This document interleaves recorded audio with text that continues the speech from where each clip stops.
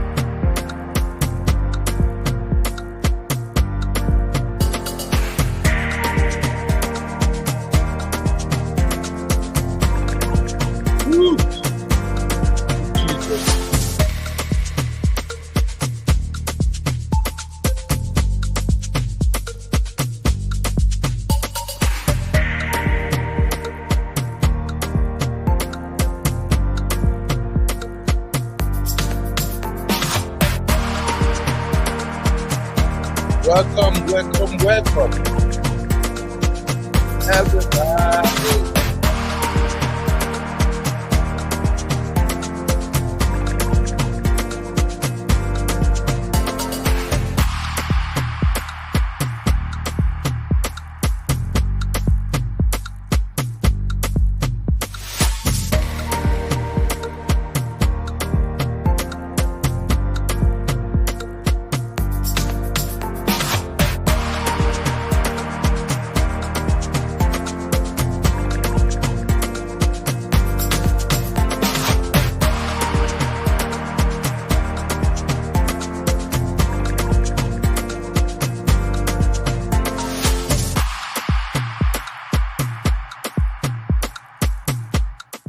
All right. Everybody, how you doing?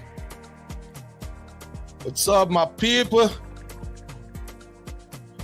It's another day, y'all.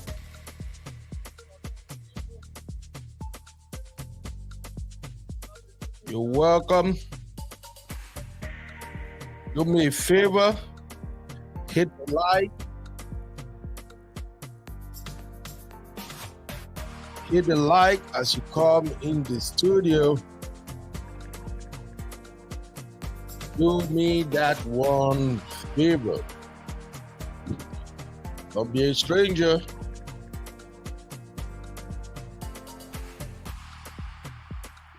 Let's talk about this great topic. We started the discussion on Wednesday. Hey, Simbi, Comfort, Chidima, everybody, how you doing? Yeah, you can bust your friends to join the live show because these are the lessons I think some of our sisters need to know before they marry a Yoruba man. And today we're looking at number 6 to 10. Yeah.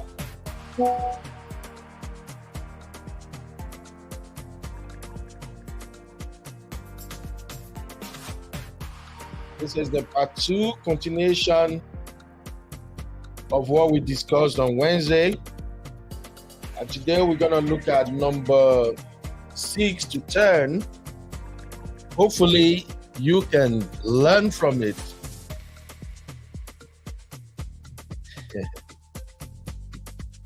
I don't want you to be one of those people who will go around shouting Yoruba Demo, Yoruba Demo.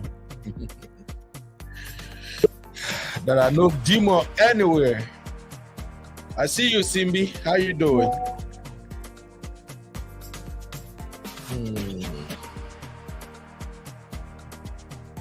Yeah, let me get my VIP folks in the studio. Oh, wow. Okay, Simbi, I see you. Again, welcome everybody. This is Uncle Beno's channel.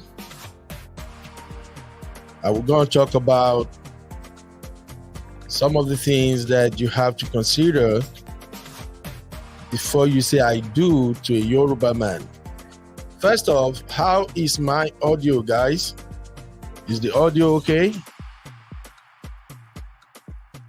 Let me share my screen with you.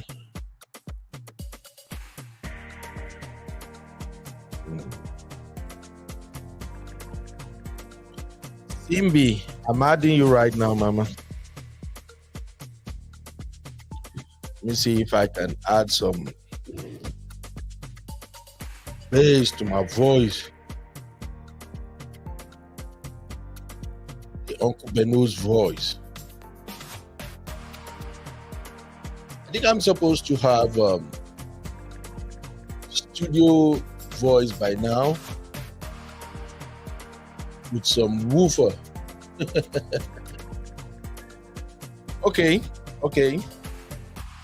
Let's start this discussion very quickly.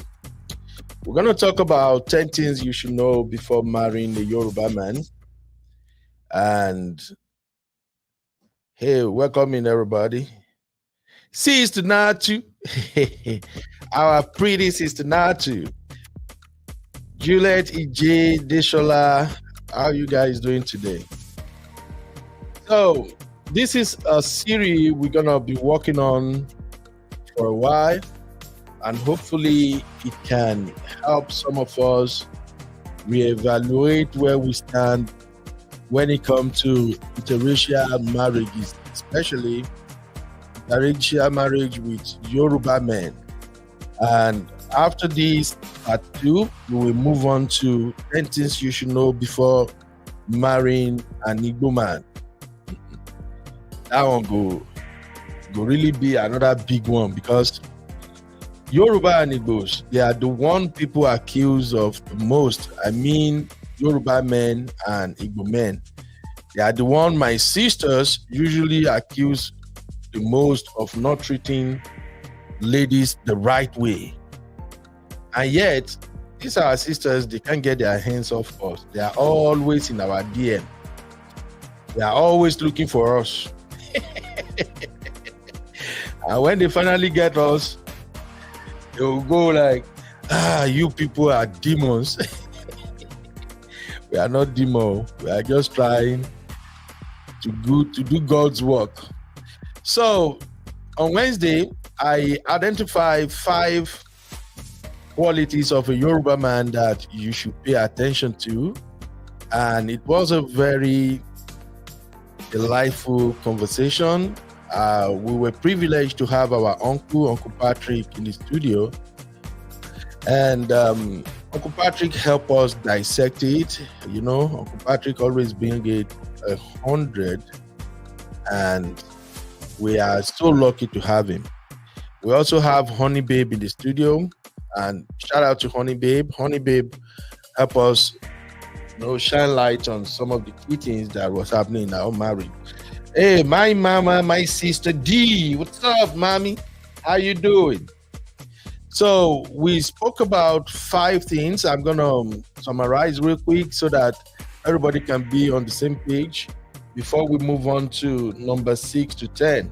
So the number one thing we spoke about on Wednesday was that Yoruba men don't. Oh, let me correct this. I think I saw it after the show. Let me just make it right. And I know I won't take grammar, kill people for this street. Why? So Yoruba men don't do love at first sight. And I explained that Yoruba men usually, they will be attracted to you from the get-go. They will like you. And the likeness will be so strong that they're going to throw themselves all over you. And Honey Babe actually corrected that impression, and she put it in the right perspective. Hey, Sisi, welcome, mama. Soft life, baby. And Zainab, my own Alaja. Thanks, mama.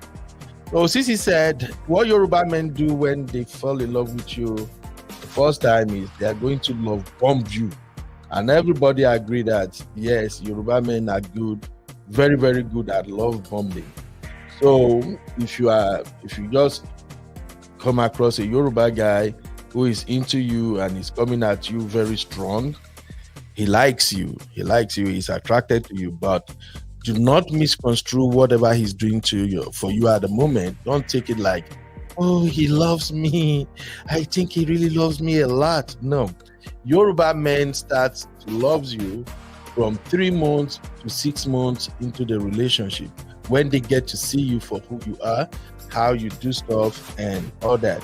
And then number 2, we spoke about respect.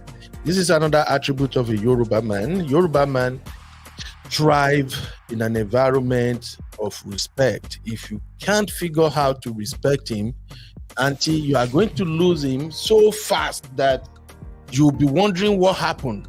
This one at Jujuni.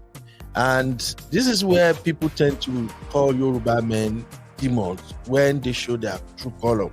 Because if you're not showing the Yoruba brother a lot of respect for what he can offer, what he brings to the table, if you talk to him certain way, you behave towards him in some kind of manner, he's gone.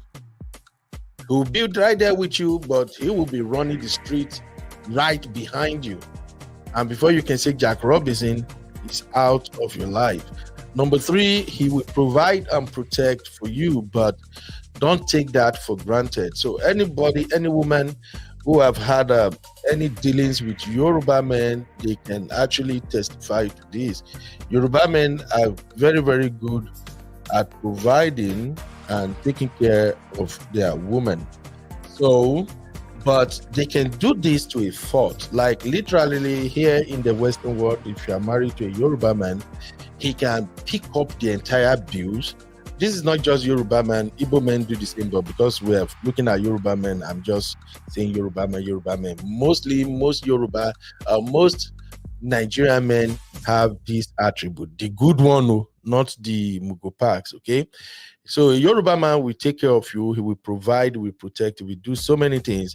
But if he discovered that you were taking him for granted, maybe you are feeling entitled, you're feeling like, oh, hey, me, this is me, you got to do this, it's your duty. If you know, he's gonna flee and he'll be breaking bad. I pray your Yoruba husband will not break bad on you in Jesus' name. And we spoke about his family oriented. A Yoruba man is always thinking about his children, his wife, and his extended family. Now, this is perhaps one of the areas that is widely contested, because Yoruba men have the tendency to embrace that family orientation so much that some of them don't know when to disengage from extended family and make their first family, that is the family they created, they don't know when to make that family the priority, you know. And it is easy for Yoruba extended family to have a say in your wedding. I'm sorry, if any Yoruba man is watching this, or Yoruba woman, don't say, what is this Omo Igbo saying? I'm not Omo Igbo. My name is Ayomide. I'm a Yoruba boy, and I'm telling you, these are some of the areas we made crucial mistakes in our relationship and in our marriage, and that is really, really, really bad. Oh, honey, babe, you just got home. No problem, sis. No problem. We're just starting anyway. I'm just kind of recapping what we spoke about on Wednesday. So if you are married to a Yoruba man, know at the back of your mind that you should expect him to be doing a lot for his extended family. So your goal is not to fight him for doing that. That is the way we were raised. It's part of our DNA.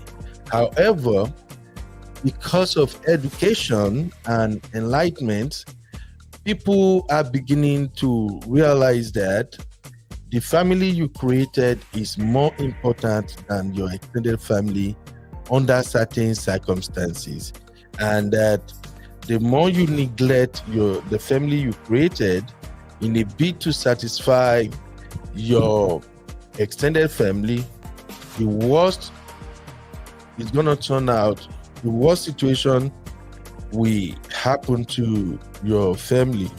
So we pray this is not the case with anybody in Jesus' name. All right. And we spoke about number 5. If you were here on Wednesday, tell me what is number 5. I don't want to show you. Let me see if you guys are really getting values from what we do here. Please put it in the chat. What was the number 5 qualities of a Yoruba man we spoke about? Come on, show me, guys. Yeah, I'm key in the one we're gonna talk about today. So if you see me typing, I'm moving my hand, even though I'm not an expert like Sisi. According to my sweet sister Auntie B, Sisi types so fast. So what do we spoke about on Friday? What was the number 5 attribute to watch out for if you want to date or marry a Yoruba man? I'm waiting. We have that. Okay. Let me see. I just want to know if you guys are following or maybe I'm just wasting my time. Sisi, don't laugh. Oh, you started. Okay. Thank you.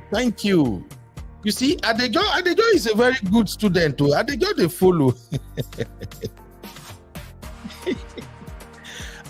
Look, you are not serious. Look, say your rant, they made me forget. So the number 5 point we spoke about on Wednesday was, it's not respect. No. It's not respect.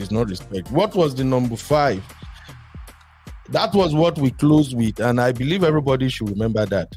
What was the number 5 point? If you guys don't remember number 5, then we don't need to do this show. May we just close. Just say amen. Once I say in Jesus' name, just say amen. Maybe they go. What is the number 5 thing we said was the attribute? Okay, let me ask my girls in the studio. Simbi. Hey, Simbi, what was the number 5 attribute we spoke about on Wednesday? Simbi is lost. Mudaro. Hello? Yes. Hi, yes. What was the number 5 thing we spoke about on Wednesday? I arrived late, so I don't remember. So you forgot? I came late now. Me. But anyway, Sisi got it. You see, my Sisi know they forget. My Sisi and Honey Babe, they know they forget. Sisi. But Sisi, why are you yelling now? Sisi say, Eugene! This is Bola Sherry. My bad sisters. I know. Even Honey Babe say cheating. I know my bad sisters. We never forget that one. Oh my God.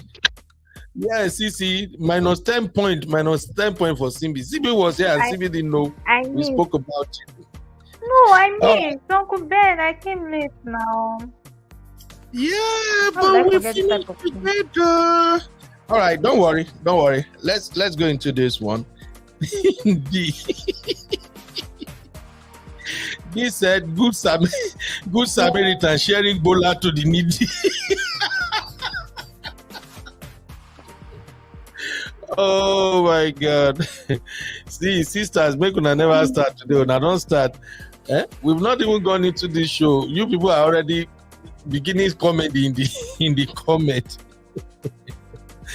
Hey, Sisi says Simbi has the sweetest voice. Yeah, I'm gonna share the link.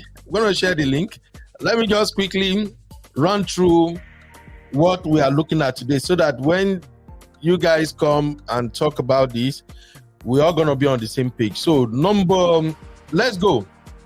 Number 5. Start. Let me turn on this music. The music they too loud for my ear. I know say it's not loud for my side, but it's very loud for my side there. So number 6 attributes of a Yoruba man to pay attention to is food.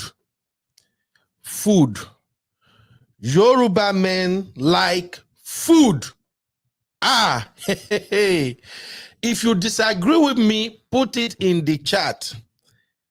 Yeah, I recapped already, Honey Babe. The last time we were here on Wednesday, we spoke about 5 qualities and we decided we're going to talk about the other 6 to 10 qualities. So the first quality that we spoke about was that Yoruba men don't fall in love. They don't do love at first sight, and that is where you came in and actually let us know that they will love bomb you literally. Yoruba men don't do love at first sight, but they're gonna like you, they're attracted to you, and that likeness and attraction, they're gonna go about it in a way that you can literally misinterpret that to mean love. So it's not love. They are just showering you with accolade, gift, compliment, sweet mouth, everything. And like Honey Babe said, they will literally love bomb you and confuse you. So, and I said they start falling in love from 3 to 6 months. And number 2, we spoke about respect, that Yoruba men like to be respected. If you don't respect them, you're gonna find yourself being alone in that relationship. Number 3, we spoke about they provide and they protect, but don't take it for granted. If you take them for granted, that's it. You might lost them. Number 4, they are family oriented to a fault. And being family oriented is, let me say, they go over and beyond, and they fail to recognize that the family they created is more important than the family they came from, which is their extended family. So if you are married to a Yoruba man, know at the back of your mind that from the get-go, you may possibly struggle with dealing with his extended family. So know that for sure. And I said you shouldn't blame Yoruba men for that, because I'm a Yoruba man myself. That is how we were raised. We were raised to always remember that we came from a family and that we have to take care of our extended family. All right. So please, that was it. And the last but not the least thing we spoke about was that Yoruba men have tendency to cheat. And this is where we have long discussion. And remember, Uncle Patrick was here. He helped us walk through all these things. So now we are continuing with number 6. Number 6 is that Yoruba men like food. Yoruba men like food though. And if you are married to a Yoruba man and you don't know how to cook, please, I'm begging you. If you ask me as an uncle, I will tell you, don't marry him until you learn how to cook. That would be my advice. Don't take it personal. It's just the fact. Many Yoruba men, almost all the Yoruba men that I know, they like food. And the danger is that they don't just like food, they like the food prepared by their wife. So let me bring B-Flex and Simbi into this real quick before I move on. B-Flex is a Yoruba lady anyway, so I know she should grab what I'm saying. So B-Flex, are you there, Mama? Yeah, I'm here, boss. All right, thank you. So tell me, what's your take on this food matter? Do you agree that Yoruba men like food? And more specifically, they want their wife to prepare that food? I would 100% agree that Yoruba men like food. They love food. They love food. And more importantly, food prepared by their wives. Because they term it as respect. You know, this respect thing to a Yoruba man, it encompasses a whole lot of factors. So you going into the kitchen to cook is like you are carrying out your duties as a wife. Exactly. So they like coin it as respect. It's like a form of respect for them. So however, respect, my dear. Okay. Go on. I want to state that Yoruba men like food, but their palate is open to trying all kinds of food. It's not only limited to Yoruba food specifically. They are open to trying Hausa food, Igbo food, South food. In fact, they will enjoy those other delicacies. more than the one they were used to growing up. It's like trying new experiences. So that is where the danger comes from. When you only cook a Yoruba food in the family as a wife, you should try to diversify and switch things up and cook other delicacies for him in order for him not to stray or to chook eyes outside. So basically, Yoruba men love food. They Wait, love food. wait, be flex, wait, be flex. Before you go, baby, laugh now. Are you trying to say a Yoruba man can literally carry his bola and start Ah, wandering around if he's not getting food from home? yeah, so it's one of those factors. It's one of those things they look out for. You will hear ha homoyen dano men and they are gone. That's why you see them mostly in all these pepper soup joints. They are always looking for the next adventure for food. Their palate is not restricting to their own food that they were brought up with. They want to try everything. Everything. They are versatile, they are flexible. So they Oh, just want to try everything. oh my God. Be flex, why are you doing me like this? You don't make me laugh, tired. Lie. It's no lie. Oh my God. All right. Let me go to Simbi real quick. Simbi, you are still single, so definitely you may not understand where Bflex is coming from right now. Bflex is married to a Yoruba man, so I think she exactly know what this is all about. So Simbi, tell me, do you think food is a big deal to a Yoruba man?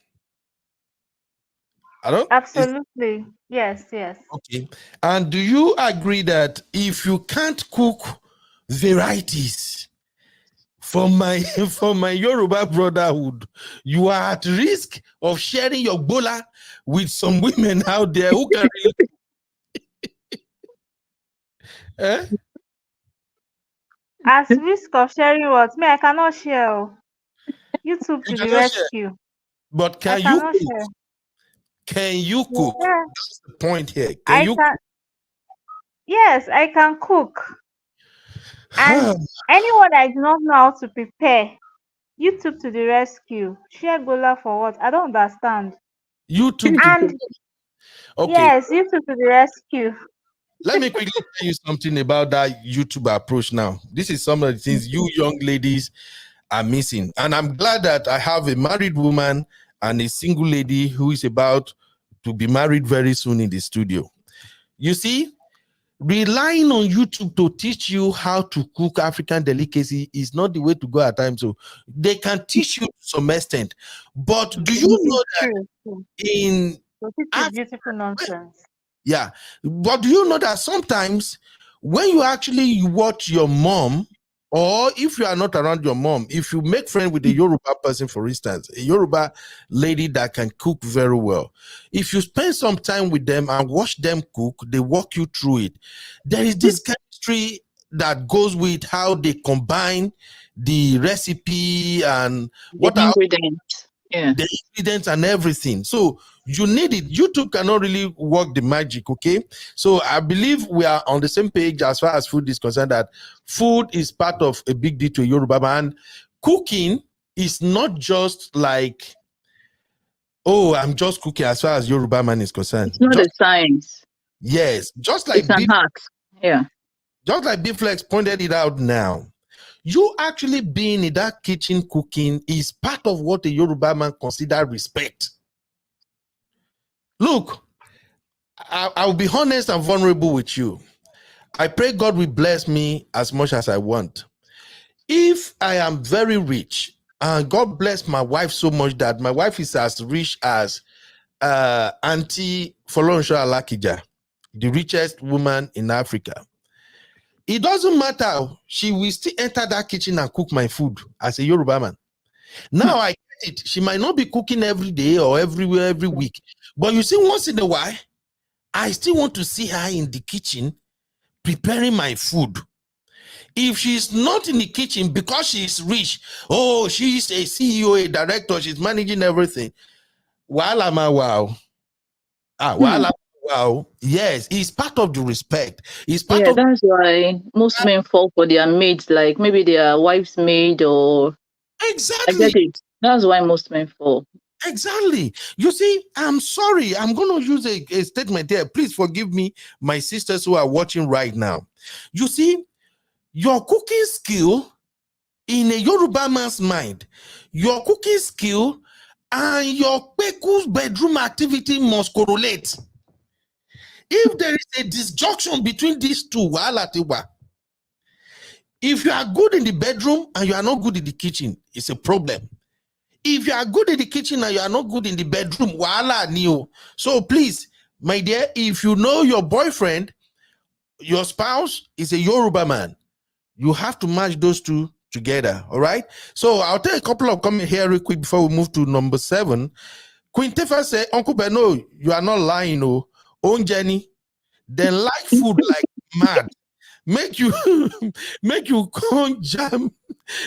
Make they like food like mad. May you no come jam the local one, meaning Hey, that's true. Absolutely true. all right. Those ones don't care. Messi said, let me see.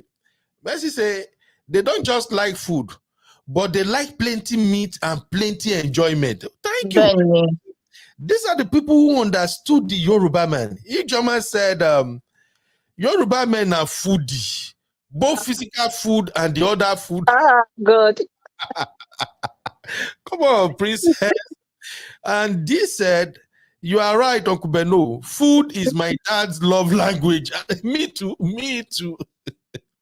He will never eat out except on celebrations and family hangouts.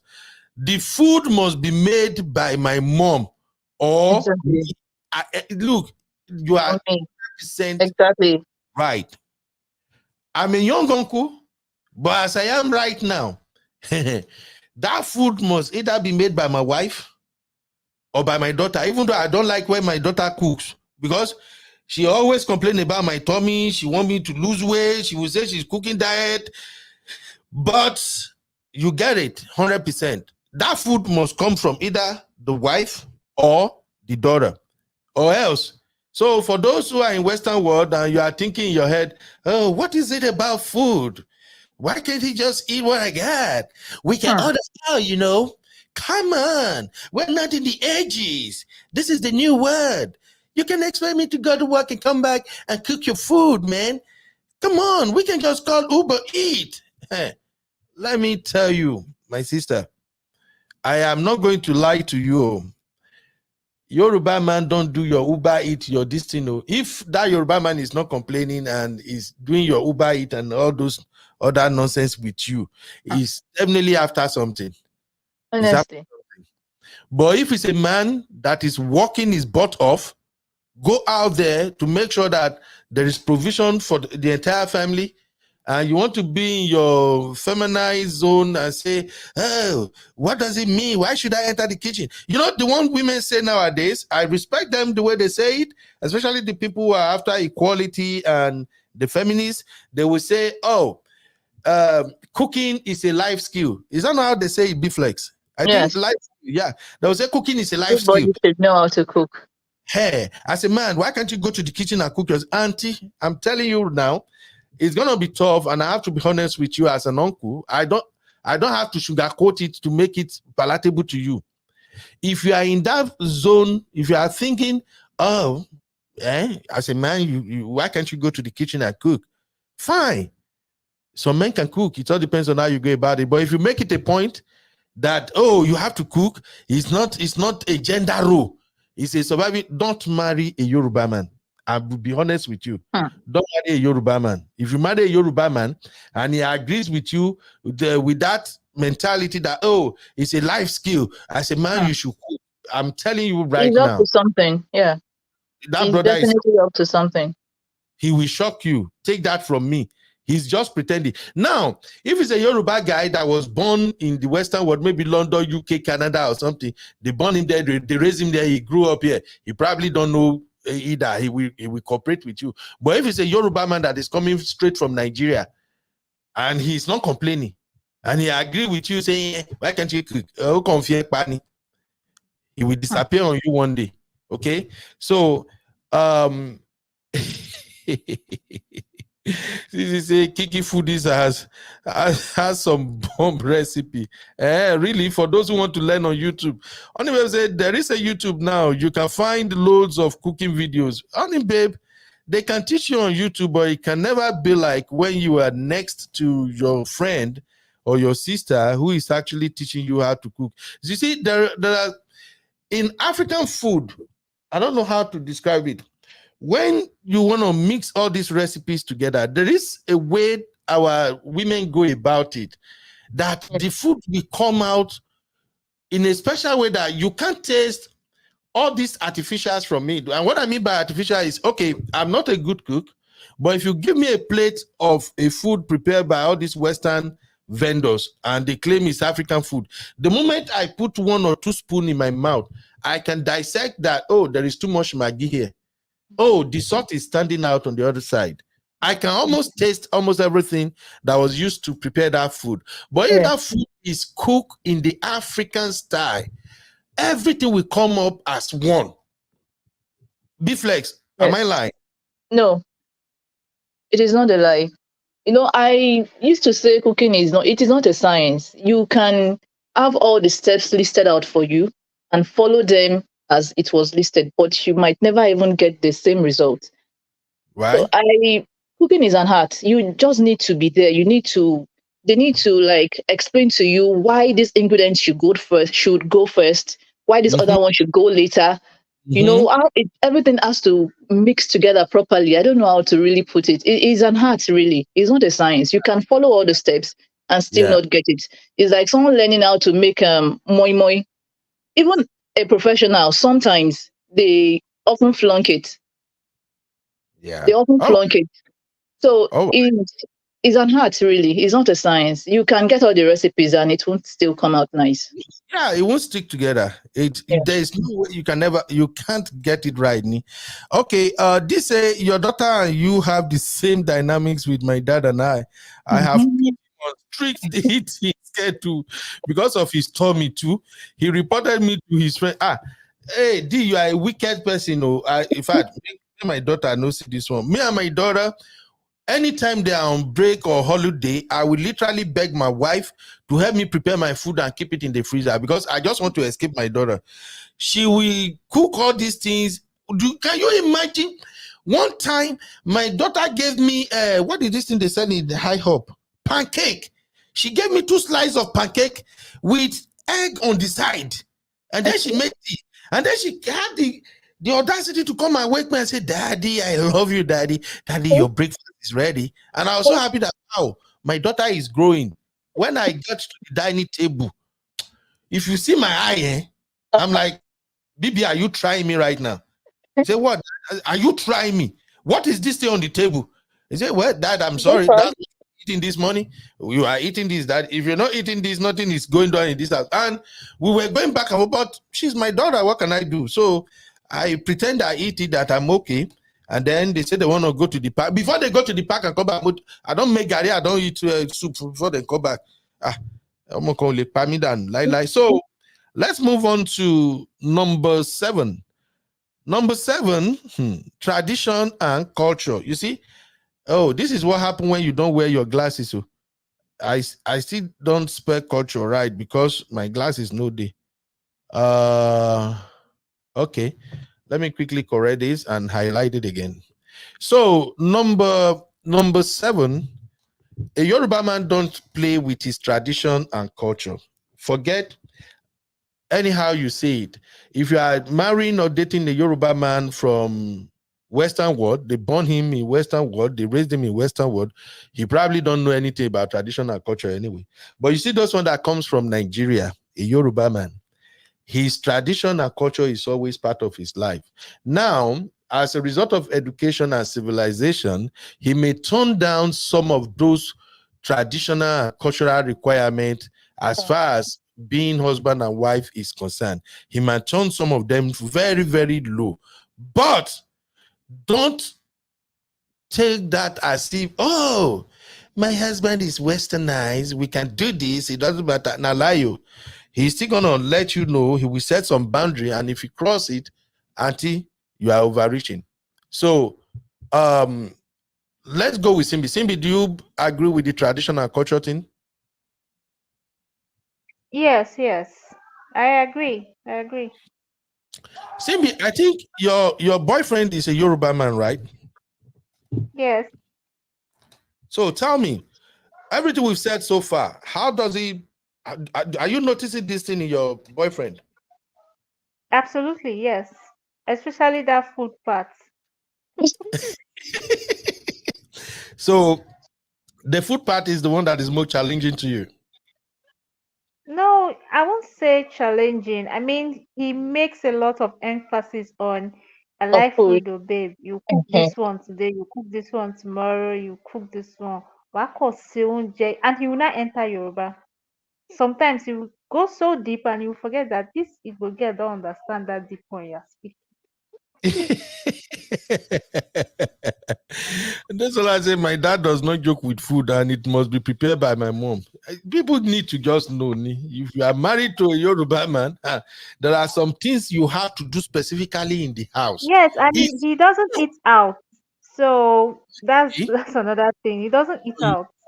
yeah, it's common to you with Yoruba men. We don't like eating out, and that's a good thing actually. For me, right now, one of the reasons I don't like eating out is like I've been so used to my madam food, and I've seen her how she go about it, the cleanliness, arrangement, everything.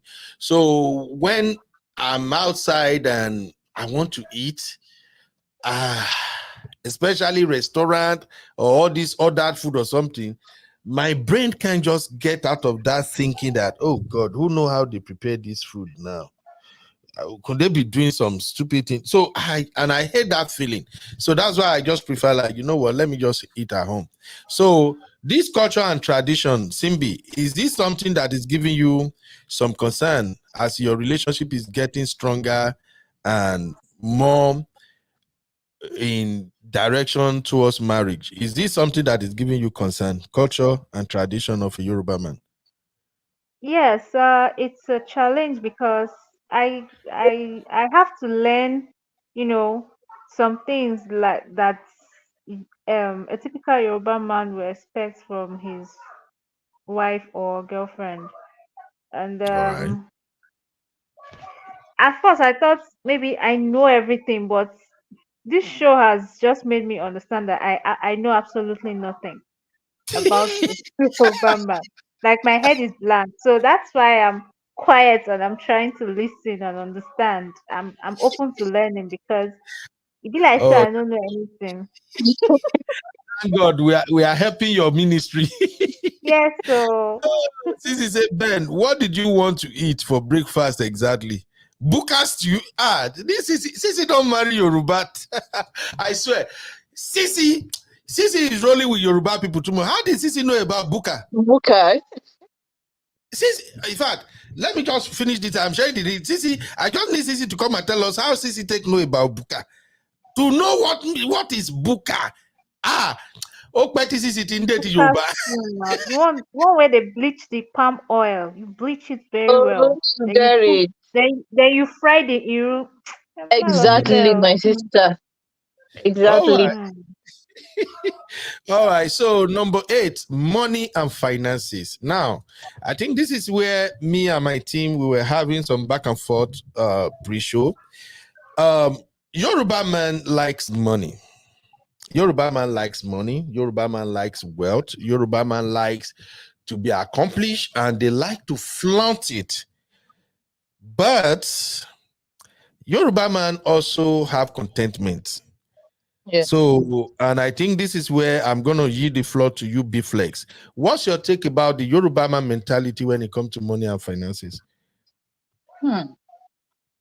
As you said earlier, that Yoruba men they like to make money. They like money. They like that money. In my own opinion, though, they like that money more like to have fun with it, as in throw parties, talk of the town parties. You always give that to the Yoruba tribe. We throw the Jaye, best jaye, party. jaye, jaye. Mm. Exactly. So they want to get to a joint now and order for everybody, that kind of stuff. Yoruba Yeah. men like to make money, to have fun, to live well. But where Okay. I have a dissecting view is where Yoruba men make money and turn that money into wealth, like into generational wealth. Yoruba Hmm. men are kind of laid back. Like you said earlier, they have contentment. They don't have that drive. They are not really hustlers in nature. Unlike like the Igbo tribe, you get those guys are hustling. They are hustlers.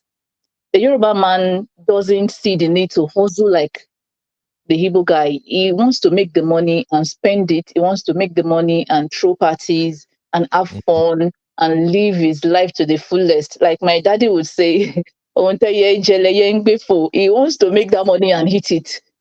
He doesn't want to make it and like turn it into generational wealth.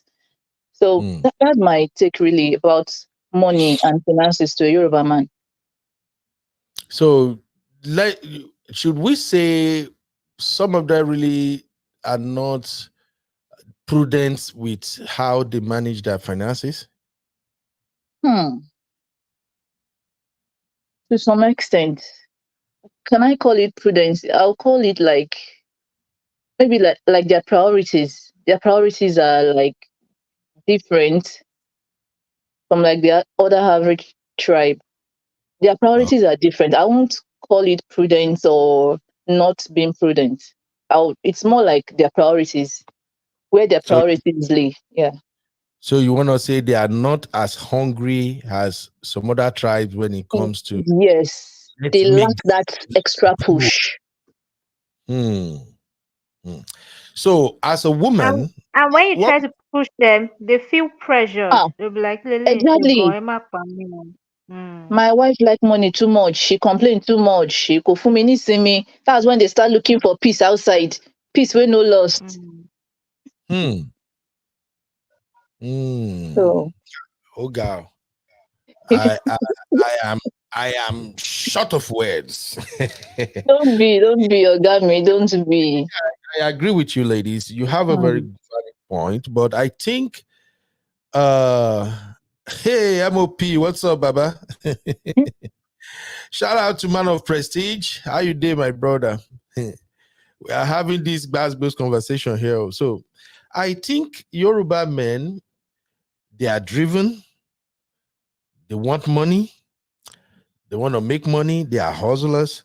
And I don't think it's all Yoruba men that really don't want to hustle like others. If you meet a hustling Yoruba man, he own worst pass Igbo. So you Really? know, I Wow. did tell you, if you meet I better hustling, disagree, Uncle Ben. I Huh. disagree. really, Those ones are I bonus last. disagree. okay, all Give right, now, hustling to Igbo men. Hmm. hmm, That's just a fact. Give it to Igbo. An Igbo man can be Exactly. on drip and he's still making calls. Yes. Yoruba man, let me just go and relax and sleep. Are you kidding? hmm, Give it to my brothers. okay, okay. So now, if you are married to a Yoruba man as a woman and Okay. you really like to spend money, you want you guys to blow to make the money big. How would you go about it? Are you gonna like, because Hmm. this is where I think a lot of people need to go and learn from Man of Prestige. Okay. As a woman, how would you approach that man? This man, you want him to go out there and make this money and be balling, but now Hmm. it's not happening. How would you push him so he can go out there and grab this money? How? Pitch nice business ideas to him, the ones that don't come with so much A stress, lot of and risk. be ready to do like 70% of the job. Honestly. Because Are you are you trying to say that is what Vicky James is doing? Because at the Daniel, you guys have come. Of course. She's the one doing Vicky, all the work now. she's the What's one the work doing of all her the work. husband?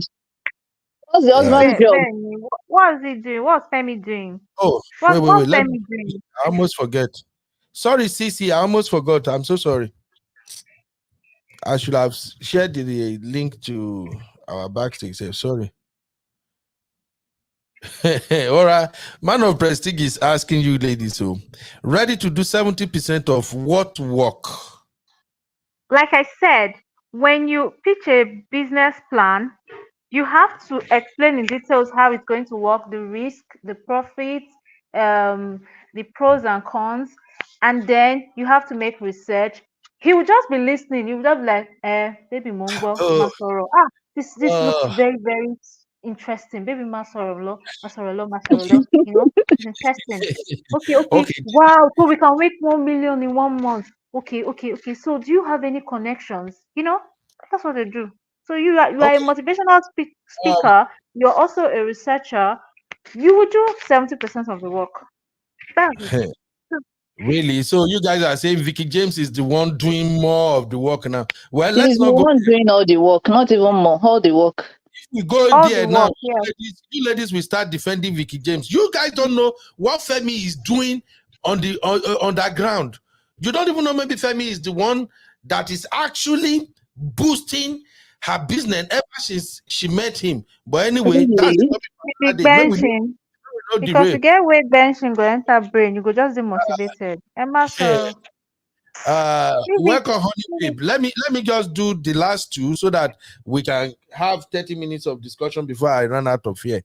So we've just spoke about money and finance, and according to what my girls in the studio are saying, Yoruba men, they hustle, but they don't hustle like Igbo men. It seems majority of them are contented, and I think I saw my sister Sisi is supporting that same notion. Sisi said Yoruba men are hustlers too, but I agree, not on the level of Igbo men. Okay. We're going to start Igbo men next week, so you guys can come and share with us what you think of Igbo men. Hopefully, I'll be able to reach my sister Cherise Olivia before then. As an Igbo lady, she can really help me breaking it down so we can really understand what to look out for when you want to marry Igbo men. So let's go to number 9. Hey. Social lifestyles and sex. Are you guys there? Yes, so Yes. Yes, we're Yoruba men, here. Yoruba men like, let's rewrite this title to party and sex. Yoruba men like to party. yes. Some Yoruba men will go to party after party Of every course. weekend. Now, Of from one course. party to another party, Of they course. finish. Now, there are some Yoruba men that are kind of quiet, they are gentle, they are laid back, Hmm. they are not as fly as many other Yoruba men out there. But here's the thing, even though when the Yoruba man is gentle, is calm, he's not a social animal, he still likes to hang around people, Hmm. either in the background or something. We just like fajini. And Yes. Yoruba like music. We like our Fuji, we like our Afro beat, and Yoruba men like hyping. You can literally make a Yoruba man empty his pocket if you know how Yes. to hype him. Even as a wife, if you discover there are cash with your husband, Of you course. can you can tell your husband some things. Just the hyper. Hey, Olowo ori mi, Yes. my honey pepper roro, baby me. Just for hyping him, the Yoruba man will go just they release money. Okay, And now. this is where I blame my T baby. That girl don't rub me tire. Once she say maybe I don't go do business back to back like this. Now different, as she they cook my traditional stew, now so she they hype me. Now so she they no fight. That period, there will be nothing No to fight. argue. We are not going to argue about anything until she collect a share of that money. So, but what we're saying is that if you are married to a Yoruba man, no say party is part of the deal. Yes. You know you are a gentle lady. You don't like socializing with people. You don't like crowd. You don't like this weekend. Oh, we about one. I should be one wedding is going on. Next weekend there is a naming ceremony. You don't like that lifestyle. Please, don't marry a Yoruba man because this will cause a lot of problem in your marriage. Why? Except you're willing You to adapt. except you are willing to adapt. If you can't go to party after party, and you still love him, you want to marry him, allow him to go to party after party. That comes with the danger too, because from party after party, Exactly. number 5 that we discussed on Wednesday, go see something where shake. Yoruba men like big bottle. When they Yes. sit down, they shake. Big back, big hand. See, if there are any kinds of men, I will So I tell should you. go and do BBL. Okay, I'll do BBL. No wala. Simbi, I'm not talking to you now. Why did you take it personal? Sorry, my own is just moderate for my body. No Why do you want me matter. to do BBL? You say large. Your emphasis on large, Uncle Ben. Large. Yeah. I felt it. No I won't like female. Yoruba men like backside. Momo, what is up for me? Tell So the more, in fact, if you happen to know your husband workplace where he works, and you see the women around him, they are moderate, they're no big butt, just moderate package backside. You really don't have to worry like that. But I worry you. You said it though. you start seeing those ladies with big backside, auntie, around him, there's fire on the mountain. I'm trying to ask you see, oh man, I have to go back to my this thing. This HP, they give me a headache. Okay, I've added CC. So let me just quickly go to Honey Babe and CC on this one real quick before we'll come back and talk about this. So see why is CC jumping in and out? I'm here. Hey Ben. Hey right. Panel members. Happy Friday. CC. Hello. Hi, Happy Friday, CC. Okay, fine. Nice to have you here. Thank you. Hi, Cece. All right. Welcome, my CC. Honey babe, what's up, mama? How you doing? Good evening, everybody. Hi, Cece. Hello, panel. Hope everybody is good. Yeah, we're fine. Thank you. Why are you sounding so flat today, honey boy? I'm not feeling the energy. They finished me. I started a new role in Canary Wharf. I'm tired. Oh, that's you know when you when you first week you got onboarding and compliance training. I'm knackered. So that's why. Yeah. Okay. I remember my Canary Wharf days. I don't envy you, my sister. Take it easy. Take it easy. Yeah. All right. Sorry, Brother Ben. Good one. You okay? Yes. Yeah. I'm good. I was wondering that what happened to Honey Babe's voice, because our Honey Babe, I know, right? That voice go come. They won't finish me, man. They don't finish me. Sorry. Don't worry. More money, more problems, as they say, huh? Yeah, exactly. It's a contract anyway, so definitely more money. All right. Let's dissect this thing real quick. Okay. Honey Babe, let's start with you. What's your take on Yoruba men, social life, and sex? We're talking about them. They can't stay away from big backside. I've been lucky. I've never had issues with big backside personally. I mean, I've never had an issue in terms of, I mean, you know how I'm going to say, if a man's going to cheat, he's going to cheat. I'm not going to start chasing anybody or start checking. I'm not that type of person. So for me, if he looks, he looks. But if you have trust in the relationship and you guys are cool, it shouldn't be an issue. You look, and then you turn around and you pay attention to the person you're in a relationship with. That's how I see it. Right. If you have an issue with someone with big bum, then obviously there's an issue with your relationship. Okay. Even me, when I see big bum, I look. So we're all looking. Yeah, I look as well. We all look, but as long as you don't take action, it shouldn't be. We appreciate the work of God. Yeah, exactly. You're not gonna, it's different if you act on it. But if it's the case, you're looking at a beautiful thing that God has made. Of course, you're gonna admire it, whether you're a man or a woman. The way that it's standing, You understand? The way Please, that I look everywhere. The one that God made, the one exactly, that God didn't make. I'll be looking. Me and my man exactly, both. I'll be like, babe, have you exactly. seen that? God damn. He's like, no. I don't want that size. I remember my son's sports day about 4 weeks ago. There was a lady. I had to tell mommy, come and see. We were both looking at her. We had to even turn our head because it was so obvious. The thing was just standing like that. I said, wow. So yeah, Ones are, even as those ones are man-made. Definitely man-made. definitely, maybe she did something artificial. I don't know. Oh my God. All right. Thank you, sisters. So Thank you. yeah. So on number 6, which is social lifestyle and Kiriwa. Yoruba men like Kiriwa. Make I not lie to Totally, you.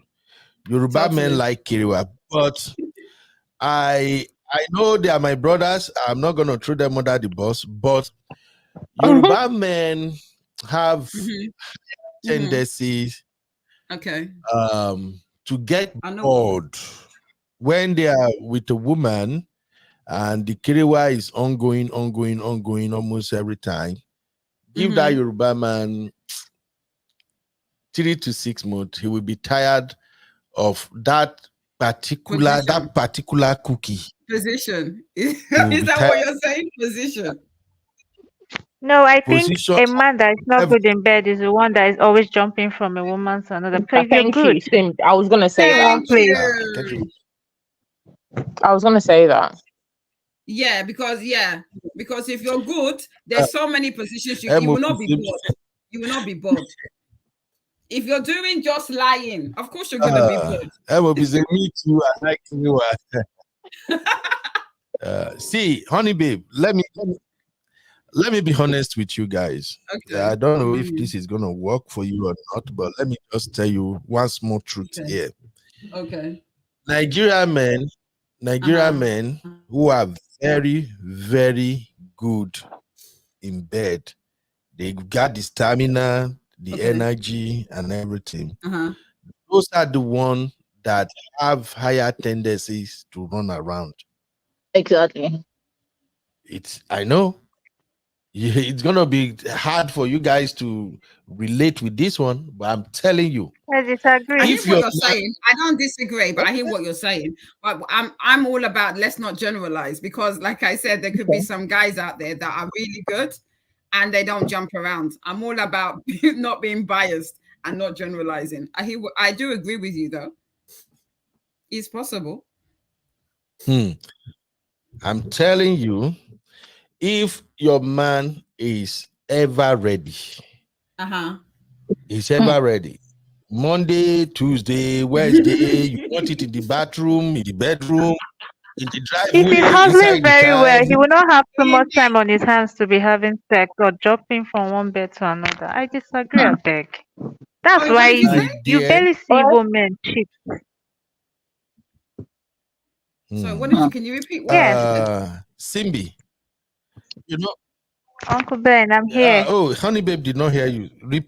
No, could you repeat it, please? Repeat what you just said again. Thank you. I said if he has a lot of time on his hands, like he's not the hustler, doesn't have that Yes. hustling Exactly. spirit, then he has too Yes. much time on his hands to cheat. Yes. Come on, go Exactly. and hustle. That's why the evil men are out there hustling. You're out there jumping from one bed to another. Excuse me, please. Fully correct. Fully correct. And really, Yoruba See? men Because have there is the no high said after making industry money. of cheating on their Thank wives you. with those around them, like their wife's friend, wife's neighbor. They have Because this they're high jobless. tendency of doing Mm, that. Yeah. They're jobless. especially Yeah, in this because if economy right now in Nigeria, you're doing what? Mm. You're moving from exactly. hello, go and hustle. You'll be Thank tired you. by the time you get home. Don't have time for Exactly. cheating. Exactly. Exactly. I think she said it very eloquently that Hmm. if you're jobless, that's why you have the time. If you're industrious, you will not Yeah. have time to be jumping from woman to Exactly. woman. But can I just say something? I don't think the fact that they have stamina, the fact that they are doing, because I've said it before, I don't think African men are not good in bed. You can't tell me you go and do a survey and it will say African men are good in bed. That's cap. I mean, I don't believe no, that I African agree men with are you. good in I'm bed. sorry to say, but Right? I don't think they're I've good at dated. love making. They might be good at At pounding, first, maybe, yes, and yes. working on all and on the assumption Yeah, of they're good at pounding, but size. love But making. their Oh love my God, no. making, African men are at the bottom of that pile, 100%. In fact, I'm with hands down. you. I'm with Right? you, But man. I I'm I'm don't with with you. think you. that Yeah. I don't think the fact that a guy is a Yoruba man is jumping around, cheating and doing it's not because they have the stamina. It's because the culture Yeah, allows commends them them. and allows them to, and there's Allows a lack of them. accountability. They're not Yes. held, they're allowed Totally. to do what they want to. The mummies, Mm. the aunties, they pamper boys. If you're in a family with a boy, that boy is held like the king of the family. There's no Yeah. You can do what's the no word, wrong. there's no accountability for that boy. So of course, Yes. as an Totally. adult, he's been doing what he wants from baby to toddler to preschooler. As an adult, you do what you want to because you can get away with it. Nobody holds them Yeah. accountable. When you hear Yoruba man has Yeah. It's the cheated, culture. is The it only culture cheating? permits them. Is it? Yeah. It's the culture. It's The not culture necessarily permits that they're them. good in bed. It's a lie. Like Yeah. in Yoruba One land, thing. Yeah. even if you impregnate women outside your marriage, the family It's no welcomes those problem. children. It's Yeah, no it's no problem. problem. So where's the Yeah. accountability? Of Yeah. course, you're And going to be Yoruba jumping will tell around, you, sowing your uh, seeds everywhere when there's no accountability in your culture. Because the Totally. yeah, women in the culture uphold that yeah, toxic behavior and they allow men to exactly. do what they want. Oh, he's just cheating. It doesn't matter if he slept with your sister. Oh, it doesn't matter. He's providing. Oh, the Mm-hmm. person, Yeah. Yeah. like, Yeah. do you Yeah. Yeah. understand? It's a culture of Exactly. toxic masculine behavior that they Yeah. encourage. Yeah, That's why Exactly. Yoruba men are notorious for cheating. You yeah. know, They have that's this my Still, saying take multiple that men, women does not make you good in bed. You're just at all. wasting your time Exactly. Exactly. And the thing is, and getting people need to impotent Oh, by the understand that. day. Sorry. sorry, but Abdullah is my network right now is bouncing. Did it go?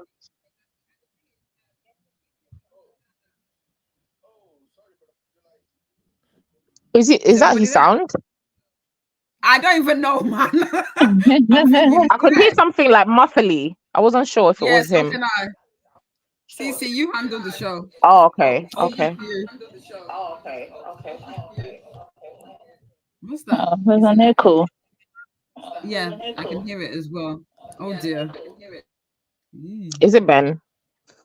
It must be him. It must be him. Yeah. Yeah, I Uh-huh. think Did he so. go? Well, like we said, I don't believe, like we said, I don't believe Yeah. that this jumping around, jumping from woman to woman, means that you're good in bed. It doesn't, It because I'm doesn't. sorry, It I doesn't. for a fact, a lot of these Nigerian men, you have to teach them how to do what they need to do. A lot of the Fully, time, they're not fully, good in yeah. bed. Yeah. I'm sorry. Yeah. I mean, I'm gonna be. Yeah, not I good mean, with I'm love gonna say making. something in Just terms of like pounding and they pounding and don't pounding. even What's know. that? Sorry, Okay, okay, ladies, can you hear me? yeah, We we can can Yeah. hear hear you now. you. Yeah, I mean, sorry. Oh some of them yeah. don't even know how to do foreplay. It's ridiculous. I You don't know. guys, Honestly, I don't know how Thank to you. do that. honestly, they just want to dive Ridiculous. into the action. Can you ladies, imagine? Can ladies, you imagine? You're like, are you Yeah. kidding me? And they're ladies, just gonna do Ben, you boom. better call your brotherhood to come and defend you, else we will finish you here today. ladies. Uncle Ben, Yeah, it's it's done. bad. There's nothing you They can need to be say. It's told. They need to done. be told. Plenty, Okay, plenty. okay. Let's take it. I go defend my people. I go defend my men. Defend them, Kudola. Go Ah, you ahead. I go defend them. The Yeah, floor is because yours. Go ahead. welcome, this welcome. attack, blessing because they now come from the same place with them. No, no, no, the value of our people. I say they don't good at all. Yeah. Okay, what do this for women got to do with We them? didn't say you're not good at all. We said that We said thing that of being good in bed, you guys cannot hold that title. Okay, Shift. you can't say that. It's No. just Can't say that. pounding. No okay. Most foreplay. Nigerian men Zero. are not good in my bed. They sister. don't Yes, understand what making love I means. don't the yabo see, there's Please one Yeah. thing. let us give Brother Kidola at least There's No 1 one problem. minute. thing. break. There's Go one for it. thing. All right. Uh-huh. There's one thing.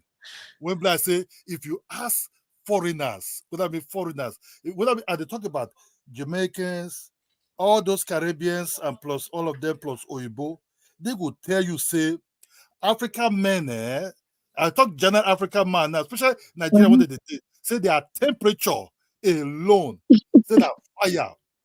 Yes, Fire. sir. You understand? Yes, Say sir. that fire compared to their own people. When Mm. say they go come close to it, it go take time before their body even warm. I want a Oh, fire, please. It's because and the that women are not strong. Please. and that fire, and that I understand. I understand. Say, me understand. Say, I know what you try to talk about too. But now fire will be fire. Okay. Understand? So me go like here for now. Make I catch on a small again. Fire just pounding, no Yeah, but foreplay. Brother Oh, please. Kidola, The the real issue fire is is in the most. The foreplay. thing Women is, don't come from pounding, please. is that most men don't even, most Nigerian men or African men don't even know what orgasm is. What is that?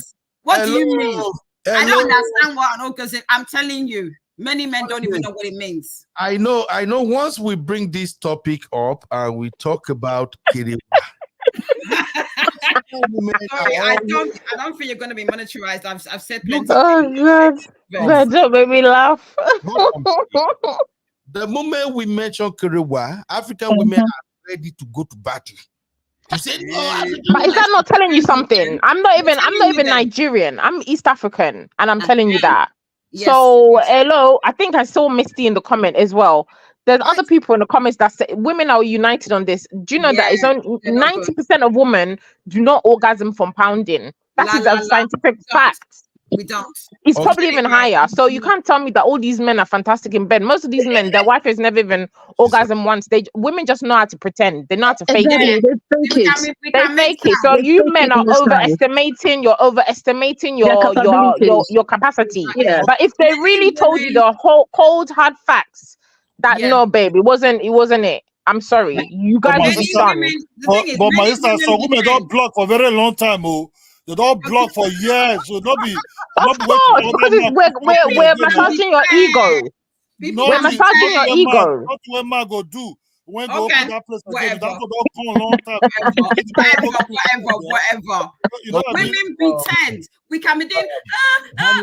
We are pretending. What are you talking? Women pretend. They'll just be making noise. Most times they are going through the list of what they want to do. Exactly. Tomorrow they just be lying there. Darling, it's really good. Everybody. It's lovely. They will just say whatever and move on. All right. Thank you, everybody. I know we're gonna bring. You know me now. I know they run away from. Ben, you have to do after hours. We have to delve into this conversation deeper. we're actually gonna create a series to discuss this. So I just don't want us to lose the focus of what we are treating on Go this ahead today. So we're gonna talk Kiriwa. We discuss Kiriwa big time. Maybe not there while I go there. I go look for somebody who is as stubborn as Dr. Shola to come and help me tackle you ladies, because you guys are always, once it comes to this kind of topic, you guys will just bond together and start Bring it on. Anybody. Bring it on, definitely. So let's make sense out of today's episode. So we're just gonna do it one person at a time to make it make sense. Welcome my sister, Miss Misty. Misty, please don't join. Hey, Misty. Hi, Sissy. Hi, honey babe. Hi, everyone. Good to have you here. Hope you're good. It's such a pleasure to be here. I have just been here a few minutes and I am literally like dying with laughter. But Brother Beno, I think you should, and Brother Kidola, please take this as feedback. Like, this should be a learning process opportunity for you. We cannot all these women in the studio and in the comment section be saying the same thing, and you actually think we are just being petty. I think you should take this as feedback that you can use to improve yourself and do better. I know I don't want to say so much, but I know West African brothers are really, really blessed. You cannot be having that element of stuff and you are using it poorly. Like, please. I swear. Wait. Very all this Oyibo plus Chinese and all of them, when they die, say this Nigeria Bobo, not play with them and everything. When they run follow us everywhere. Yes, but you are okay. So I don't even mean to. So you have it. You just need to know how to use it. Yeah. You know what I mean? So we are not saying you're whatever, writing you off. We are saying you have it, but just know how to use it better. For instance, if you not doing foreplay, how do you expect a woman to be ready for you? Like, you just having your big elements and just pounding somebody is so aggressive, it's painful. I know many African women will not pretend and say it's good, but if they want something from you, they will play to your tune and actually pretend like it's very nice. You know, they will. Very true. They'll fake it until they make it. Man, Like that, like maybe those white ladies are maybe carried away with the novelty. I know Sissy knows this. For us in East Africa, we shall make you the king of king if you want. We shall give you that whole country if you want. We shall give you Africa and the world while we are at it, and we don't mean it at all. Yeah. So choose your poison. What do you want? You want us to fake it, or you want us to tell you the truth and you improve on that issue? All right, thank you. But the faking it part, the men can also fake it also. How? Okay, may I just tell the truth? Brother Akidola. Men fake it. Men really don't know how to fake it. Women will fake it until the end of time. Perfectly. Men they fake and too well. Lies, Really? lies. Because when you fake, when you the way you built, you have to you know, you have to. You can't fake it, because if you fake it, it's now obvious. I'll give you 1 point. I'm a fit fake. At the end of the day, if you want to finish, Brother Kidola, if you are at it and you don't come, like it will show and a woman will know. But a woman may not even come and you will not know. But she will play along. Even man, if you watch magazine, you go come. Man, I don't know the truth. That's the point, though. Ladies and gentlemen, thank you, everybody. You guys are just kind of messing me up right now. Don't laugh, Taya, because I know. But Akidola, just leave this my sister alone first. They are sisters. Let's just leave them in their baddest corner first. When we finish today's show, we will come back. Finish the topic. By the way, if it's my sisters now, do you guys even know what today's show is all about? No. I don't. I only came here and I had Kerry and that was it. No, it's about 10 reasons why to keep a Yoruba man, right? I was interested. I said I'm doing my wedding next year with my Yoruba man, so I'm here. Yay! I'm here to listen. I'm here to listen and learn. You know we're coming to that wedding, right? Absolutely. I'm here to learn. I'm being a good student, but you guys are derailing the topic. All right, so we're talking about 10 things you should know before marrying a Yoruba man, and we started on Wednesday. I've actually went through 5 of those attributes, and we're just doing the last 5 today. And so far, so good. Today we discussed food. We said if you are marrying a Yoruba man, you should know that food is a big deal for him, and you cooking that food is part of what he regarded as respect. Okay. And also we talk about tradition and culture. That Yoruba men, if you are marrying those who are born and brought up in Western world, you are good. You won't have any issue at all. But if you're marrying a Yoruba man who actually was raised in Nigeria and he migrated here, then be ready. You know that culture will always be part of him. And then we spoke about money. My ladies in the studio said that Yoruba men are not as driven as Igbo men when it comes to making money. And we also talk about what can you do. I asked that, they didn't actually answer me. So maybe you guys can help me answer as we're rounding up. If you are married to a Yoruba man who is not as driven as an Igbo man, maybe you are the type of woman you want your husband to make billions, spray the money, and all of suddenly he's just contented with what he had. So how are you gonna kind of push him to reach for it? And then we talk about number 9, which is where everything just go Gaga. life and sex.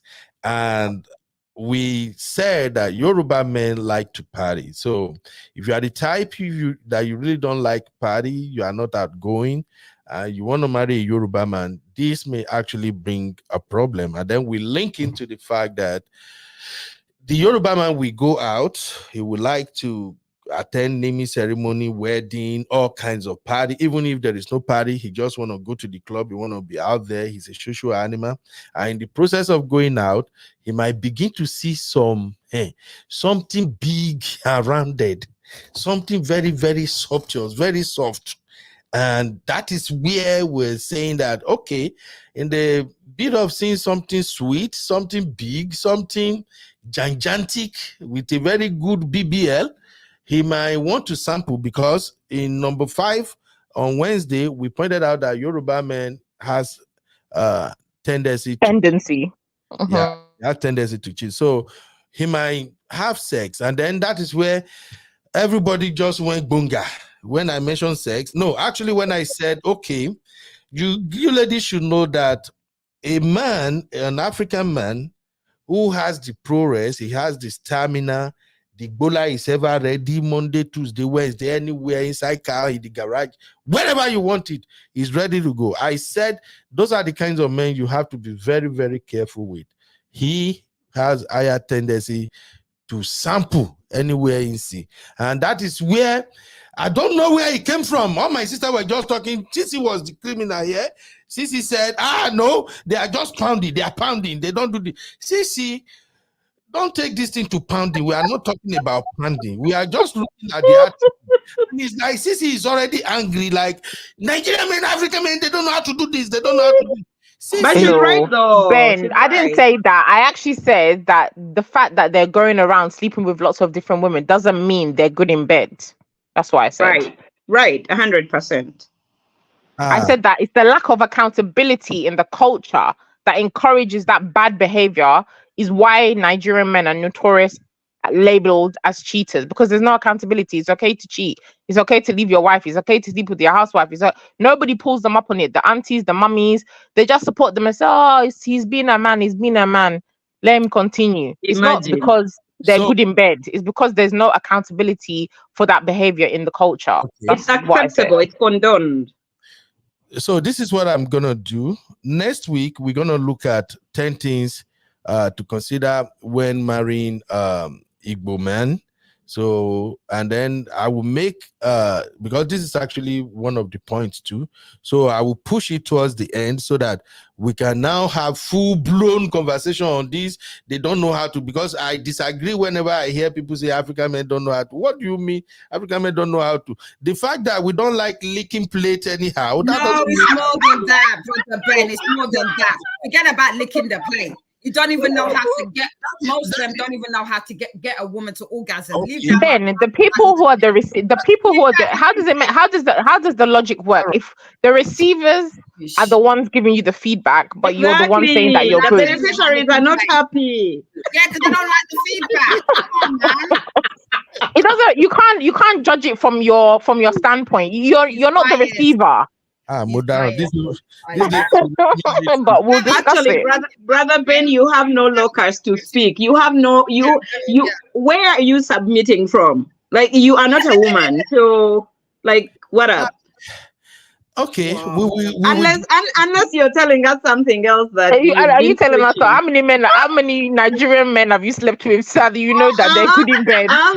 I was thinking, is Brother Ben doing a gege stroke or?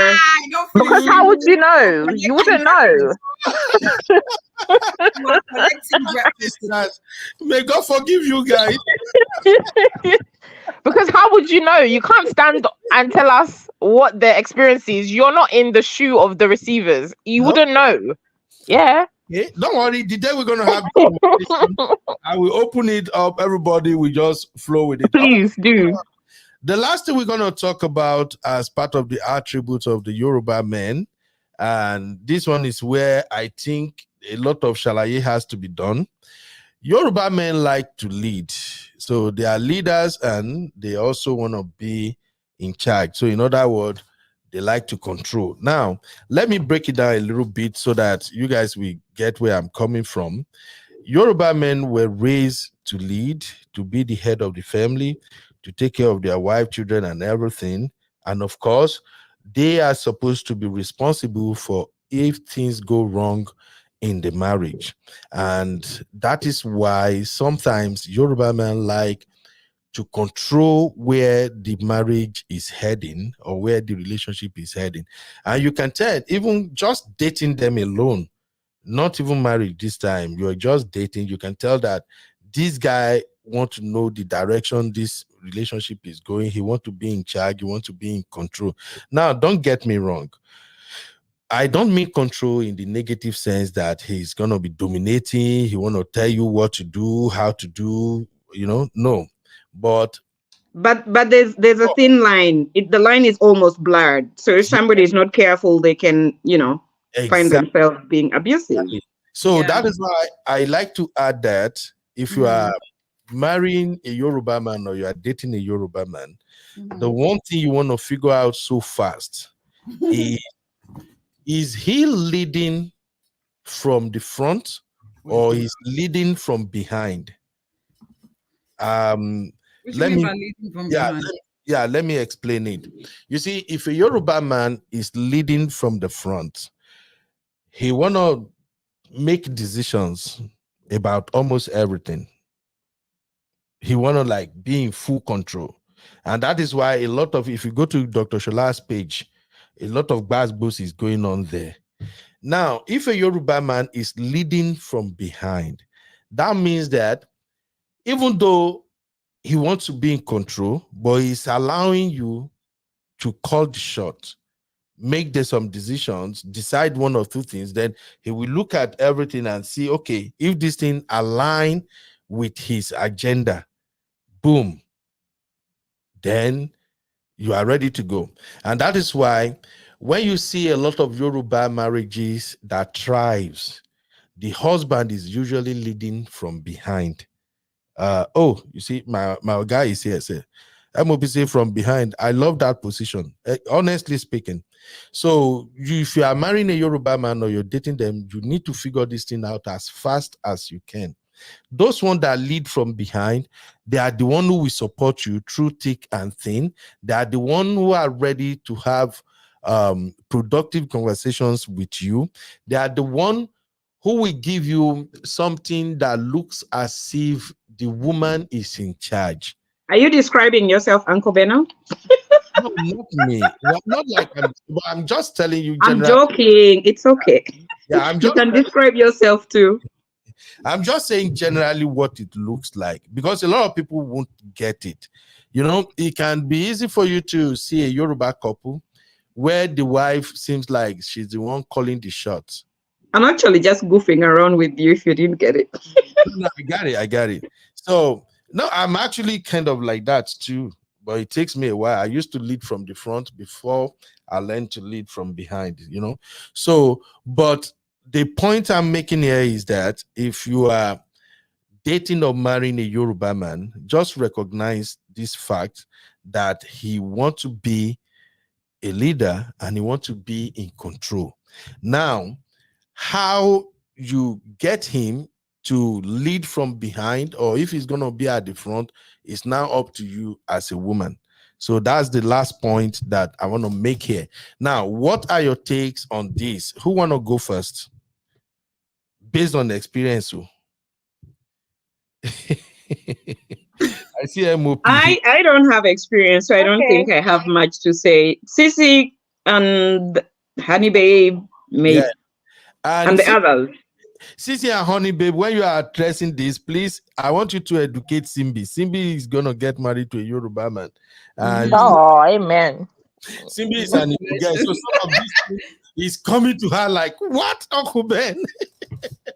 So what are your takes, ladies? What do you make of this leading and controlling? Because it's a big deal. I've predominantly dated Yoruba men. I've had a few different other cultures, but predominantly Yoruba men. And I've been in the position where I've had someone that was very controlling. And it was very foreign to me because I was brought up in the West, quote unquote, by the dollar.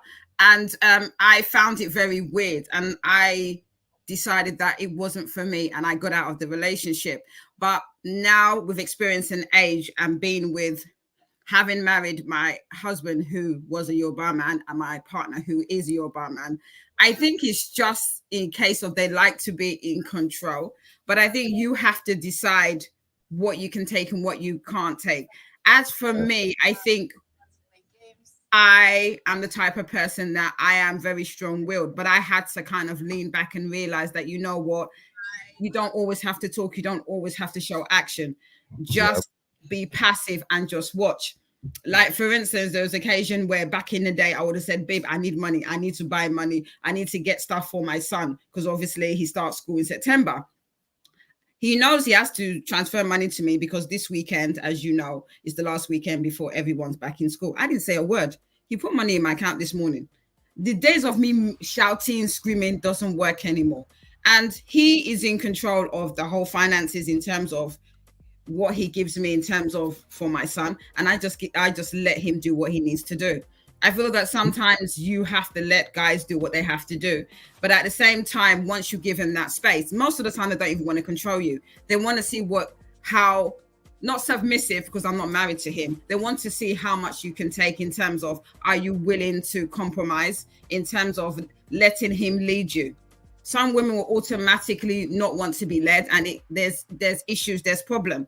And that's where you see a man saying, by fire, by force, you have to do it my way. But what you need to understand is that stop the argument, lean back. And most men, they're not even bothered about controlling you. They just want to see what you would do and how you react. That's how it's been for me. Because the partner, I've been with him, but we're back together for the past 7-8 years. I do my thing, he does his thing. But I'm the type of person that I try not to argue anymore. I've learned from one lady said that it took her 5 years for her to realize that a man just wants respect. You remember, was it on Wednesday? Yes. Someone said that. Yes, I'm actually bringing her. We're going to have some. And what I would say for that, based on my experience and me, you know, obviously I've been in quite a few relationships. I totally agree. You get to a stage where there's no point fighting. Yeah, and all the guy wants is respect. So I do give my partner a lot of respect, even though it seems like I'm always arguing and, you know, doing my accountability and making noise. When it comes to me and him, yes, I have arguments because, like I said, we don't always agree on everything. But most of the time, I just let him, you know, lead. And I will say, this is what I like. I don't agree with it. But most of the time, I just leave it to him. With age, you learn. You learn from age, because when you've gone through a lot of experiences and making stupid mistakes because you want to be the man in the relationship, even though you're a woman, you find out that it's nothing but drama, and you just have to change and adapt. Doesn't mean that you allow someone to roll over you and, you know, control you completely, but it's maturity. I don't know if I'm articulating myself well, but you see what I mean? Yeah, I see it. All right. Thank you very, very much, honey babe. That's really, really good one. Experience, they say, is the best teacher.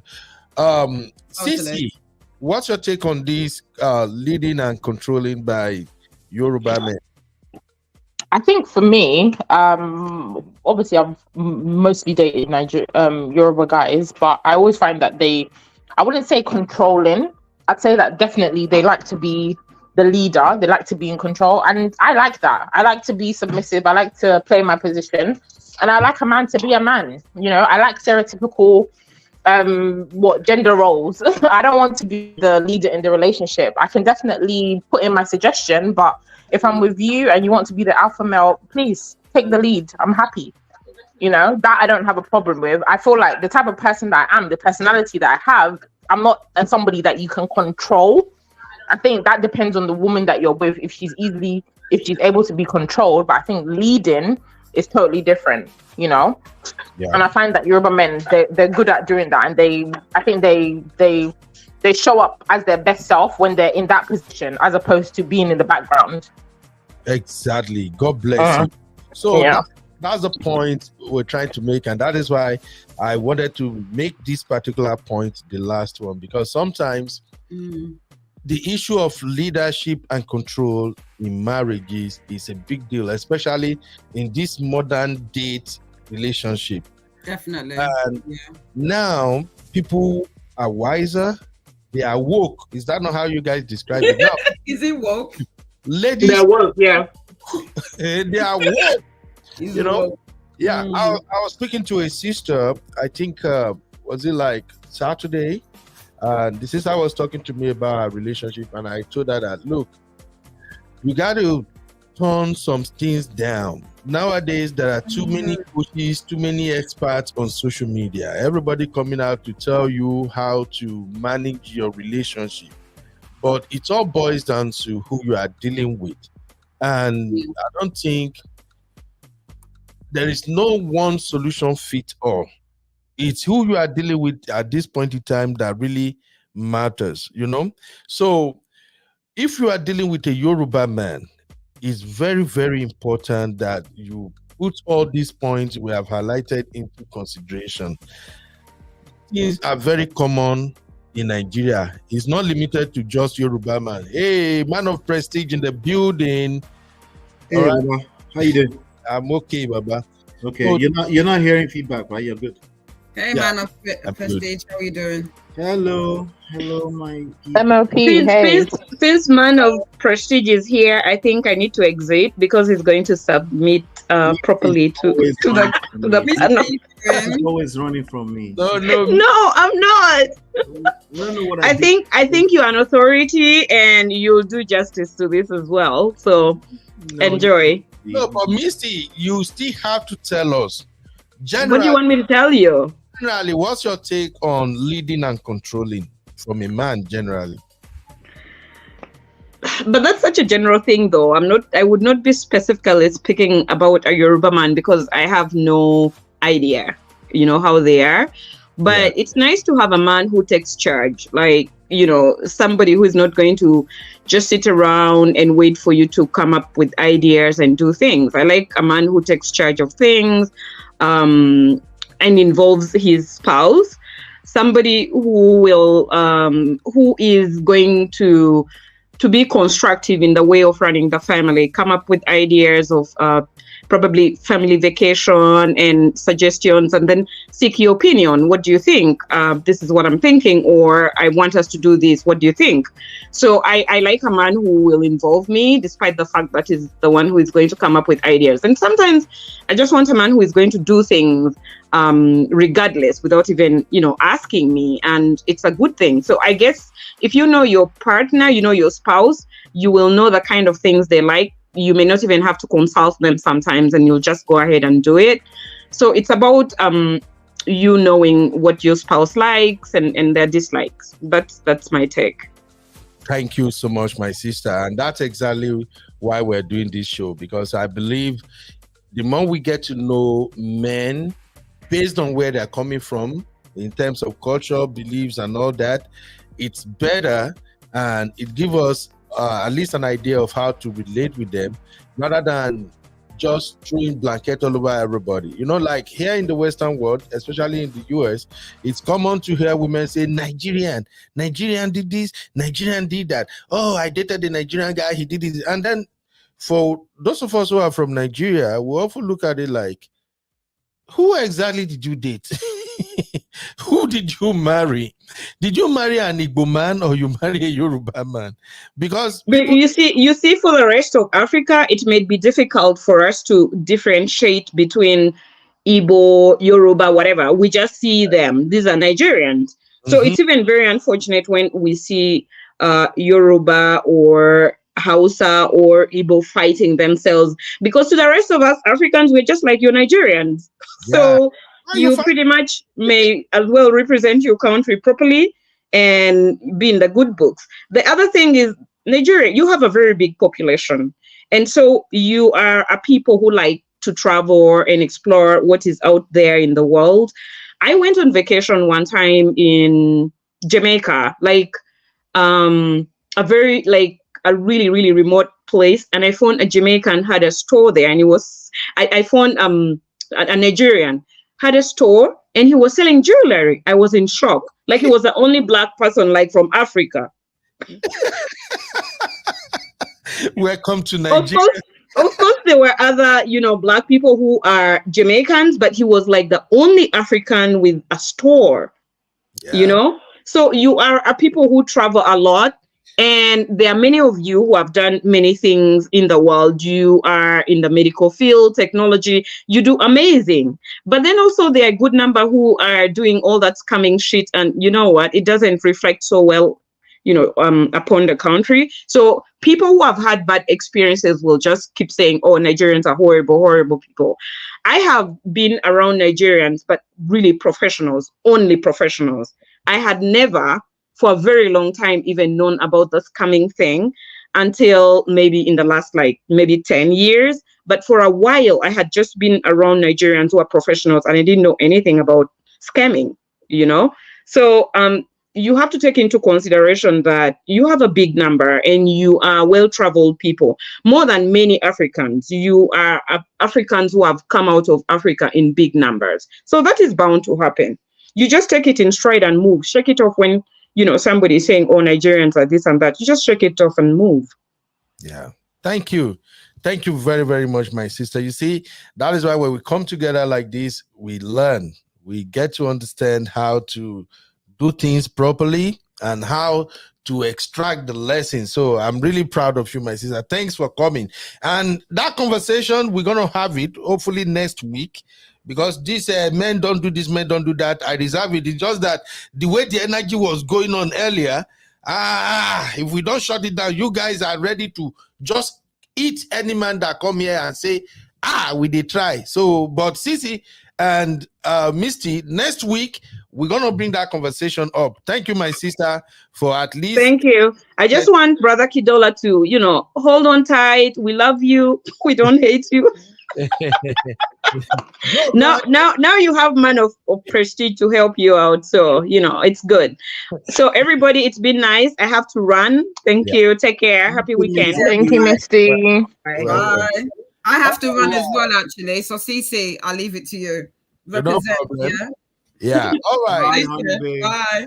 Bye, guys. So, man of prestige, the big man himself, big brother. Happy weekend. How you doing? Bye. I just did. If I had not to run, go walk, and I remain. But since you're here, thank God you. I don't tackle you and your brothers earlier, no. I see you. I see you, they rescue us there, and at the same time, you they give us bad boost. But that is why it's good to have you here. You have better understanding of all these things compared to my own Agberu way. So, MOP. I don't know if you were able to follow up on Wednesday when we started this topic. I was actually talking about 10 things that people should know before they marry a Yoruba man. And I made it clear that, hey, all Nigerian men, we have some similarities when it comes to some of these things, but particularly I'm looking at Yoruba men for now. And then next week, I will look at Yoruba, I will look at Igbo men. So, Uncle Patrick was here. A lot of people came in and we dissected together. So just a brief roundup. I said that number one, Yoruba men don't do love at first sight. When they see you, they don't just fall in love immediately and say, I love you, but they will like you. If they like you, they are attracted to you. The way they go about it, sharing gifts, doing so many things, making you feel better. You, as a woman, they can take that to mean that, oh, this guy loves me so much. And in contrast, I said, Yoruba men start to actually, his love grows as time goes by, from 3 months to 6 months. When he starts seeing you doing something, then he starts to love the more, and so on. And I also said that Yoruba men like respect. Respect is key. And if you don't know how to respect a Yoruba man, it is very, very easy for you to lose him. And I identify number 3 as they provide and protect, but if you take that provision and protection for granted, you can see them breaking bad so fast.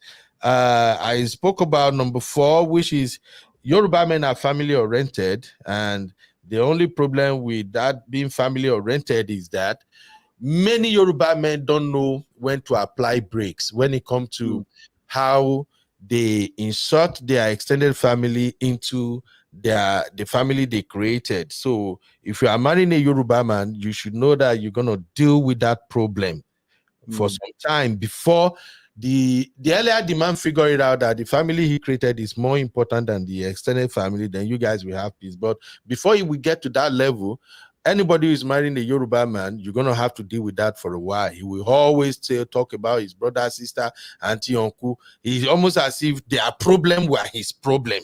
So you have to solve it. So that one is there. And number 5, the tendency to cheat. In fact, Uncle Patrick say, make I no say tendency. Let's just call it what it is, that they have the propensity to cheat, which is absolutely right.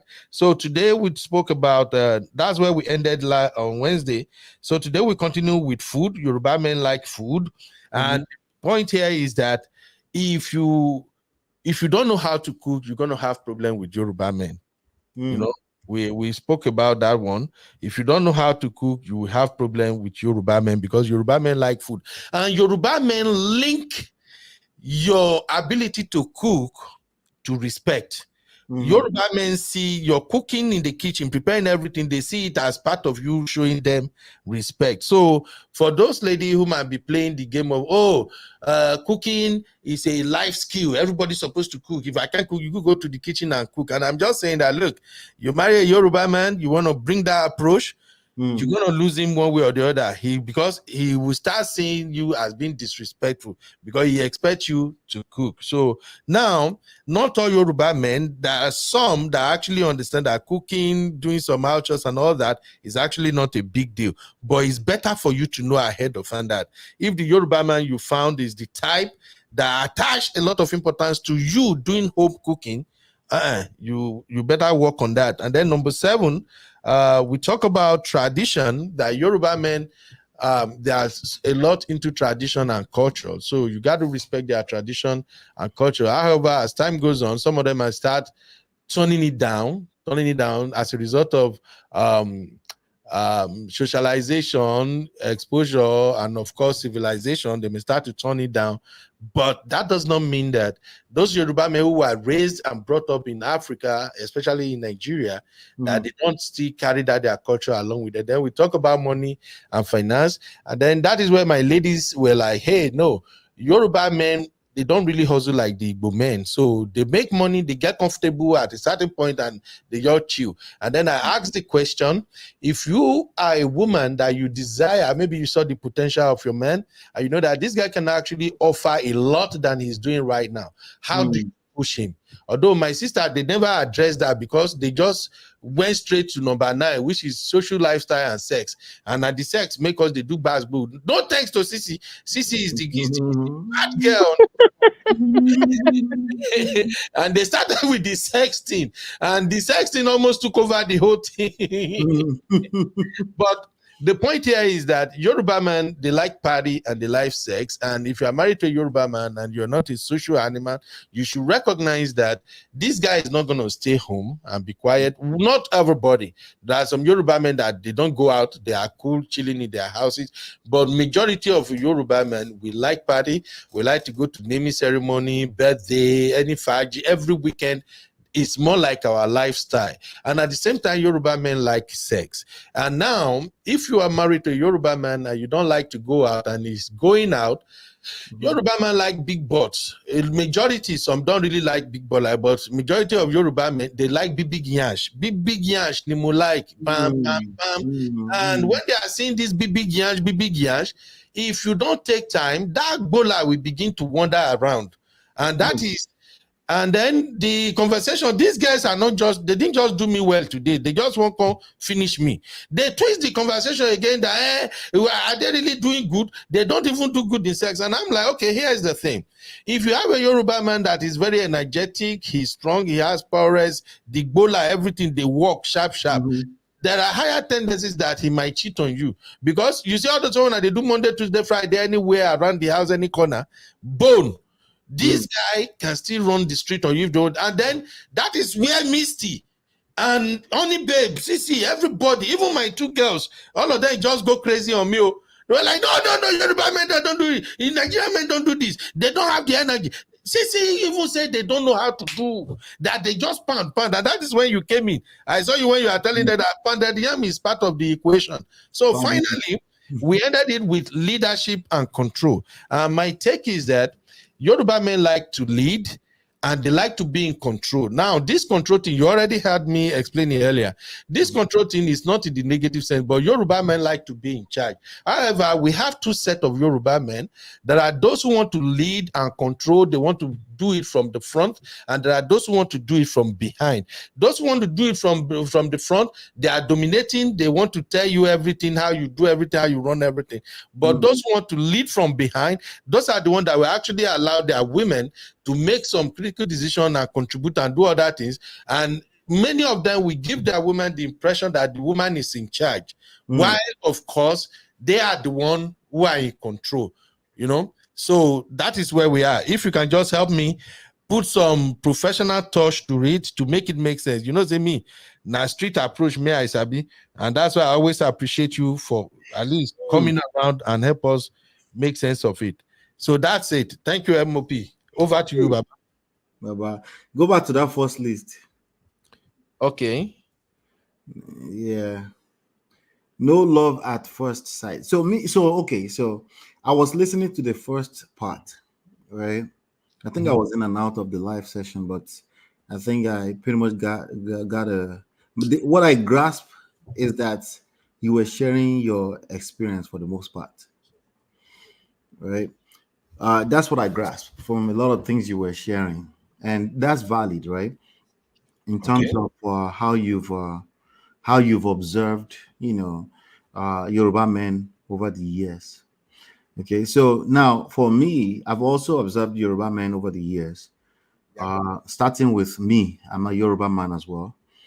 And a lot of the stuff on this list, I probably have some slightly different experience. I've actually brought my father to my show, and people have met my father, and they can probably testify a little bit to, when they say the mango the fruit does not fall too far. Far from the tree. Yeah. So a lot of the stuff that I also say is also made up of some of the things I learned from my own father. Now, in terms of no love at first sight, I personally I don't do the fall in love at first sight thing too. I might fall in love with Nyash at first sight too. But love is such a strong word, right? But I've also learned to listen. As you know, I preach a lot about active listening. Of course. And what I've heard the ladies say for the most part is that Yoruba men, in fact, particularly Yoruba men especially, they love bomb, which means they express a lot of affectionate attributes very, very early. In fact, they go as far as saying, I love you. And then a lot of women will say, you love me. How do you love me? In fact, there's a guy I stumbled into what's his name? Maybe you might know him. I forgot his name now. But anyway, all he does is toast women on his Instagram page. Something rebel none or something like that. That's his name on Instagram. Rebel something like that, So he approaches women and he just toasts them and he just collect numbers. That's all he does on his page. And I was watching it, and a lot of what he was saying was exactly, it's opposite of your number one. And it's a Yoruba man. In fact, he said they call me on the street Basharon from the house of God. That's one of the things. That's one of his lines as a Yoruba man. So number one already doesn't really align too much with some of the things I've seen when it comes to what the women are experiencing out there, as far as no love at first sight. Now, it might depend on what you mean by love at first sight, but if we're talking about just expressing I love you, and I think the people that I know mostly say I love you on literally the first encounter is Yoruba men. Number two, baby, I love you, I love you. And every day I love you. I'm like, you don't know me. How can you love me? Get away from me. That is the love bombing, and I don't think the love is original. But go ahead, Baba. So maybe it's slightly different from what you mean by no love at first sight. I think you were also saying that it doesn't necessarily mean maybe that's just expressing that they want that, because you mentioned they will say they want to take care of you. You mentioned that quite already. Yeah. Now, number two, respect is the key. I think this is applicable for the most part around the world when it comes to men. So we don't have to spend too much time on that. Men like to feel respect, loyalty, and admiration. Admiration, aka validation, even though as much as we want to do macho, we like it when we get validated by our ladies. But respect is definitely a major part of that. And that does not necessarily mean you kneel down, you serve. That doesn't. It varies from people to people. But just keep in the back of your mind that men love respect. And I would agree, particularly Yoruba men. Respect is, is like if you want to get a Yoruba man, just really master what respect means to him. What's that? No, they made me laugh the way they put hands. So is it everything? No, you're right. Yoruba can literally go bonga if you don't give him respect. Yeah, he will lose his mind. Oh my God. So be a student of what respect means to him. It's key.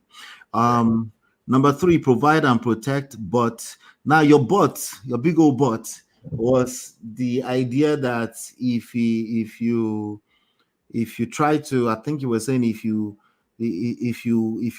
test him or you take it for granted on this provider and protecting, that he will show you shege. I think that's kind of connected with number 2. It's true, but it's sad. A man. MOP, if I can just chip in one small thing. Yes. You see, on the number 3, what I observe mostly is that just like the way I'm saying with a lot of African Americans who are married to Nigerians and Nigerian Yorubas, many of our sisters these days, many of them just hang into that belief. As a man, you have to provide and protect. And they are missing the key element that this man who provides and protects is also expecting some respect, some compliment, some appreciation from you for doing what he does. Now, if we're going to be honest, I think CC is here. CC can help us chime in. There are some women that many of them have not even told their husband thank you, like in the past 6 months. Oh, like appreciate it, right? Yeah. Exactly. Some don't even think and say, wait, this guy that is paying all this bill, everything. They will even tell you, do you want candy? They will tell you, isn't that the bare minimum? Isn't that what you're supposed to do? Baba, you will live long. So that is what I mean with that. But he's going to provide and protect. But if you don't appreciate it, you take him for granted that it's your job, do it. And then he start coming off as if, you think I don't see other men that don't really give an F about this thing? Right. So because something, that's just what I mean by with that but. Yeah. I agree. It's true across the board. That's the normal person who hasn't really taken the time to understand how these things work. Because in life, we all get tested, right? So if everything falls apart and you keep expecting that your lady must validate, must respect in your own before you take care of your own needs, that can start to question your manhood in terms of the results you're creating. But I guess that's a different topic for another day. But it's true for most people that, because I guess this is a message for the ladies, right? Yes. Now, number 4 is family oriented. I agree 100%. Please do not misconstrue this with your own idea of faithfulness. But he is family oriented. Okay. If you guys end up in the poto because of his because he mistakenly fall into kwekus, this might create a lot of confusion. It would become argument because he's still family oriented. He would try to protect his family, but he would justify falling mistakenly into kwekus sometimes. Number 5, I think you mentioned, I think that's connecting with number 5. Tendency to cheat. I don't like this one because it really, really sounds like justifying bad behavior. Even though it's like warning people ahead of time. I don't like the idea of preparing people for worst case scenario. It just multiplies, because women multiply everything, right? It multiplies into what might not even exist. As a matter of fact, I was talking to my mother about my father. Hopefully they don't see this, and we were talking about some of his things, some of his activities in the 90s, extracurricular activities. what we found, what we agreed on is, my mother and I agreed that he wasn't that kind of guy. That wasn't who he was. Um, it's just two of us, my brother and I. Some of you guys met my brother already from my mother. But then at one point, when God said that was enough for my mother, even though she wanted more, he started getting all kind of advice from family members that he should try and get somebody else pregnant outside. But he was hanging out with a particular one young lady, right? And she eventually got pregnant, and that's my half sister. She's like 30 plus now. But but that happened at that time. But when you really look at my father's personality, he wasn't a womanizer. Like he was actually considering things, and he was hanging out on a consistent basis, and then he got transferred to another town. So there were a lot of things that really lined up to make that happen at the time, But some people that it's just, there's many Yoruba people, yes, including Yoruba men, that this is not who they are.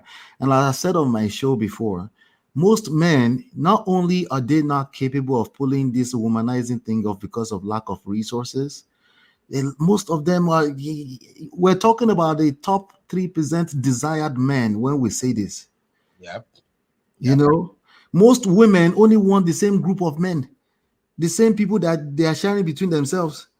So when you say when we look at numbers, is what I'm saying now, right? So most men are still they are single and trying to figure out how to get the next quickus, and the confidence is not there, the resources are not there, and you when you start talking to some of your boys, you find out that they were virgins until 25, 26, 27. Maybe your own, they collect yours at 16, 17. They took mine between 12 and 13.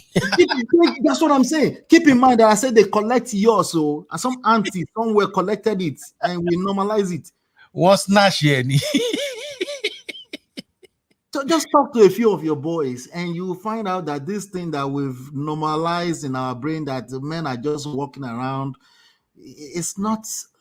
Just ask a few people, So most men cheat, most men do this. Like, no, that's the same men that you keep talking to, that most of you desire, the fine boy, the tall, dark, handsome. That's the one you're talking about. It's not. That's not most men. Most men are short, fat, and ugly. Anyway, what's the next one, Uncle Beno? Sorry, I hope I'm not too long-winded. No. Yeah, what's the next one? Okay, so food. This is key. If you can take care of a woman's stomach infrastructure, no, not even infrastructure, but just food, I think it goes a long way. I think we can generalize that, actually. Number 7, tradition and culture. This is key. We've spoken about that too, this one at length, right? Respect a Yoruba man's culture. I think it goes a long way. It doesn't mean that you have to do everything. It just means you consider it. It just means you're very considerate when it comes to how he thinks about culture, and particularly because of culture is very strong. Money and finances. I missed what you said about this one. What did you say about this one? Basically what I was talking about with money and finances is that Yoruba men like to hustle. They like to make money. They are driven, and Yoruba men are kind of focused. From the way we were raised, Yoruba men are raised, go to school, get a good job. That how our parents are now. They don't want us to end up in McDonald's. So you have to be either a doctor, engineer, a lawyer, or something. But the bottom line is that Yoruba men likes to make money. However, with respect to finances, Yoruba men have some problems. Some of them are not really good at managing their finances. They are terrible. They are terrible. Yeah. Because I'm looking at you sideways, as you say. If you say education, especially Ekiti people, nobody can beat Ekiti / a little bit of Ondo people when it comes to their aggressiveness in collecting all the degrees in this world, even if it doesn't translate to money. Yeah. So they have poor, they are not really prudent when it comes to managing finances like that. Don't get it wrong. They make money, but sometimes they end up spending the money. I won't say carelessly, but I agree with you. Again, we're going with our experience. So yes. Let me So give you an example, Uncle Beno. A yeah. Yoruba man will take all of the money he's made from his 6 figure for the past 3 years and go and build a 4 flat in Ado Ekiti. You see how stupid that is? Instead of investing it. No, he doesn't even care as long as he can brag that there are 2 cars in that garage, even though I've not been there in 2 years. So that was it. And then my sisters, they were pointing something out in the comment as well as in the studio that, especially I think Bflex and Simbi, they were of the opinion that Yoruba men don't also like Igbo men, that some of them have this laid back attitude. Some of them, when they just make money to certain extent, they just kind of chill and just want to enjoy life. So then I came in and I said, all right, if you're married to this man and you feel like he can do more, you've seen his potential, you know that he can actually be the next millionaire or the next billionaire, but he's just sitting there, he don't want to move further. How do you push him? I don't know if you hear me say that. So I was asking them, how do you push it? But because this social lifestyle and sex was the next topic, they took it finish the number 8. Even myself, they help them. We got distracted. See, that was wrong. You people should have let us talk money first before you attack us. That's true, actually, because that's actually a good question that you asked, and let me answer that for you. I think it depends on the man that you're with. I've said this before. I don't like dating men and doing potential career. I don't want to. I like a man that is driven by himself. You can't be driven for somebody, because after a while, that steam that you have, if they don't genuinely have it within themselves, you're always going to be the one pushing them. Oh, babe, do this, do that, do this, do it. It becomes tiring and it's irritating, right? So then you start falling into that position of you're always steering the man left, right, up, down, center. He's not able to make his own decision for his own life or the wants that he needs or the wants that he wants, right? So it depends on the person's attitude. If the man is an industrious person, he has that go-getter attitude, he's, resilient, he's got that tenacity, then that's the type of man that you can be like, babe, I've seen this opportunity, I think you should go for it. You boost him up. Men love, as you said, men love compliments. Yeah, right? If we're talking about Yoruba men, they love to be hyped. Babe, come on, you got this. Go for that degree or go for that qualification. You can do it. Oh, look at your, you don't compare them, but you'll be like, you're even better than this person. They'll ginger them, right? And the guy will just, because of that encouragement from his partner, from his wife, he'll be gingered because he already has that fire within him already, and he'll go. It's not too much. But if it's a man that doesn't even have the drive, he's doing potential, you're pulling him left, right like a child, it's not gonna work. So it's pointless. So I'd rather work with a guy that's already got that fire within him and give him that push and send him on the way and let him go the rest of the way. That's the type of guy I can work with. But the other one, no. I wouldn't even date that type of person already, because it wouldn't work with me, because I told you, I don't want us to be comfortable at a certain level. We both have to be wanting more, and we should both encourage each other. Like, babe, you go for this, I go for this. We encourage each other. Iron sharpens iron. We can't my husband can't be on one level, I'm progressing further than him and he's happy there. That will irritate me. So we have to be aligned. So for me personally, that type of person wouldn't work, but I can work with somebody that's also got that same kind of spirit, but maybe just needs that extra positive encouragement, that boost and the direction, and he can take it from there. I think it's either it irritates you or it ends up exhausting you. It's not sustainable. It's not, no. A lot of women end up with years, and then by the time they hit 7 years, 10 years, they just get very exhausted, and then it comes with a lot of resentments. So I like what you said about, rooting for him as is already taking action, encouraging him. There's nothing wrong with that. But when you have to be the seed, it's out of order. If you have to be the one to, I think the young ladies that were here early, CB and the other young lady was talking about pitching him ideas. The idea of pitching ideas to your husband or to your man, I'll be very, very careful with that because even a man resents himself eventually if you do enough of that, because it sounds like you're saying what he's doing is not enough. I'll be very, very careful with that because, I'm not sure how sustainable that is. I'm sure there's exception to every rules, but all the examples I've seen, always turn out badly if you have to be the one to be helping a man with his ambition. If you're already married to him, be content with what you married. There's values in what you married in the first place. And then if you're an ambitious person, work on your continue to employ that particular thing for yourself. It's okay if you're more ambitious in your opinion than your husband. Maybe that part is what we can work on. Don't, because a lot of women will come and resent that they're more ambitious than their own husband. So we got to be careful with that. Yeah. So Omadi, I need to learn. It becomes a lack of contentment. You are now starting to compare your husband to other people, maybe because you want a Range Rover or you want a bigger house, and now you're trying to. Even if that's not what your intentions are, he will end up accusing you of that. Like, why don't you just be content in what we have? Yes, so Yeah. and that's right, because like somebody like me, I know one hustle the one we go even can't take my life go. So and I'm a kind of man who I'm kind of contented with what God has done for me at any point in time. So if a woman is very driven, you just want to, I marry Igbo. Igbo like money.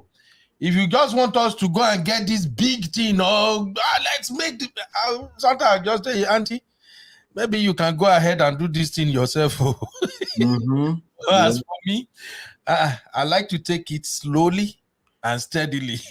Now you're proving our point when we say you guys don't hustle that much, Uncle Ben. You see? Must we kill ourselves because we want What do you mean by we don't hustle? What do you mean by that?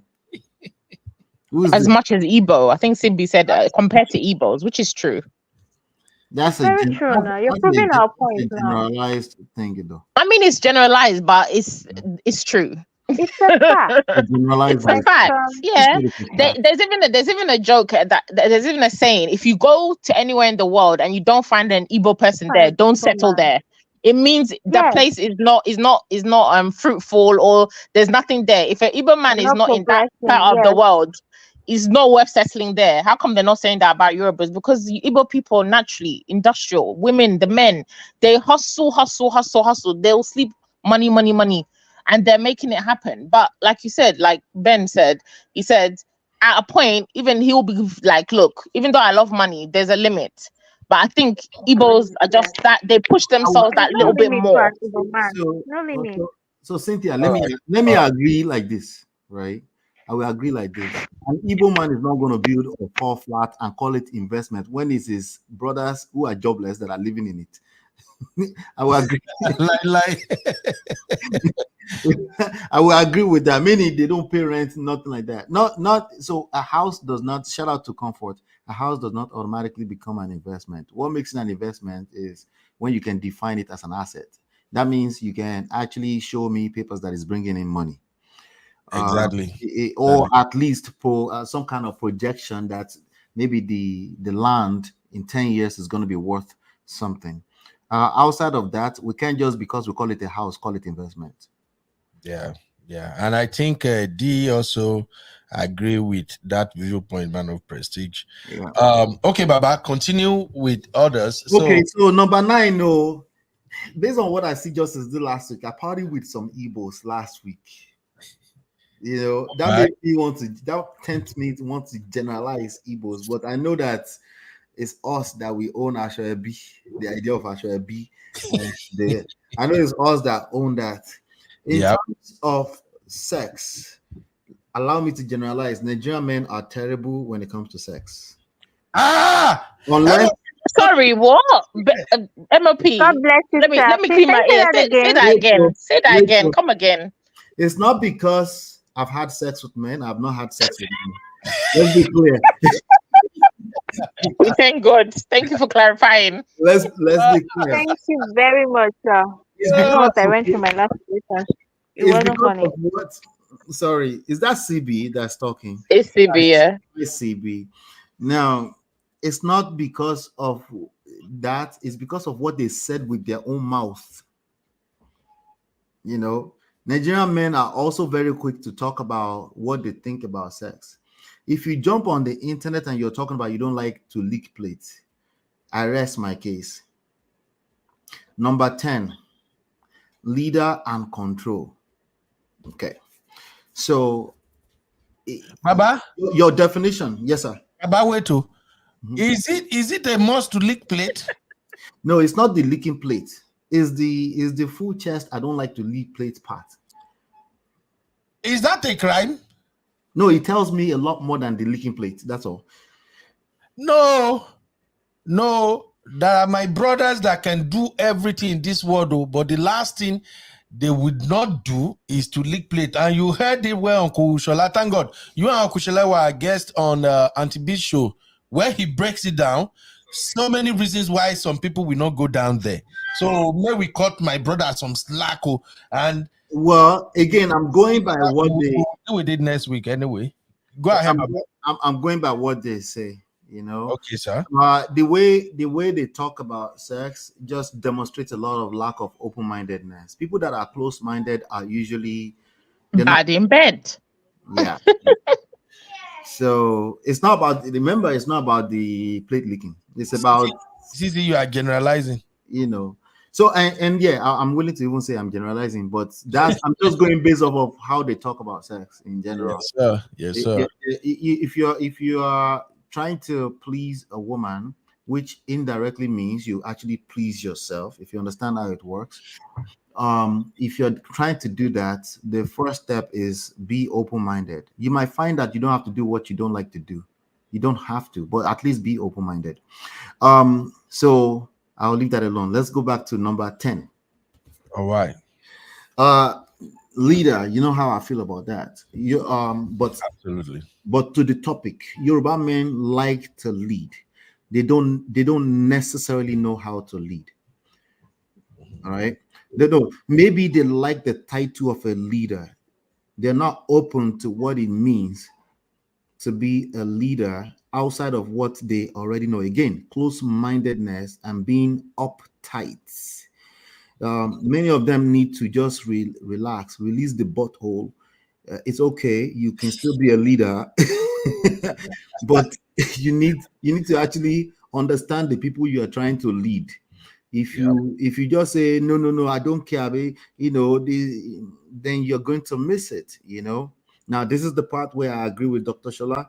In 2024, servant leadership is the only way forward. It doesn't mean you're a servant. It just means you're paying attention. Our world is continuing to evolve, and as it evolves, if all you're going to do is just shut the conversation down and call it devolving, then you're not a leader. You just like the title of being a leader. There's nothing that's paying us, that's paying our salaries, that's paying us money right now as we speak, that is as close-minded as quote unquote what a lot of people call traditional.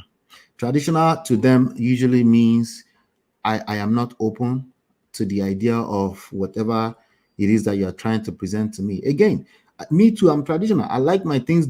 All of us are.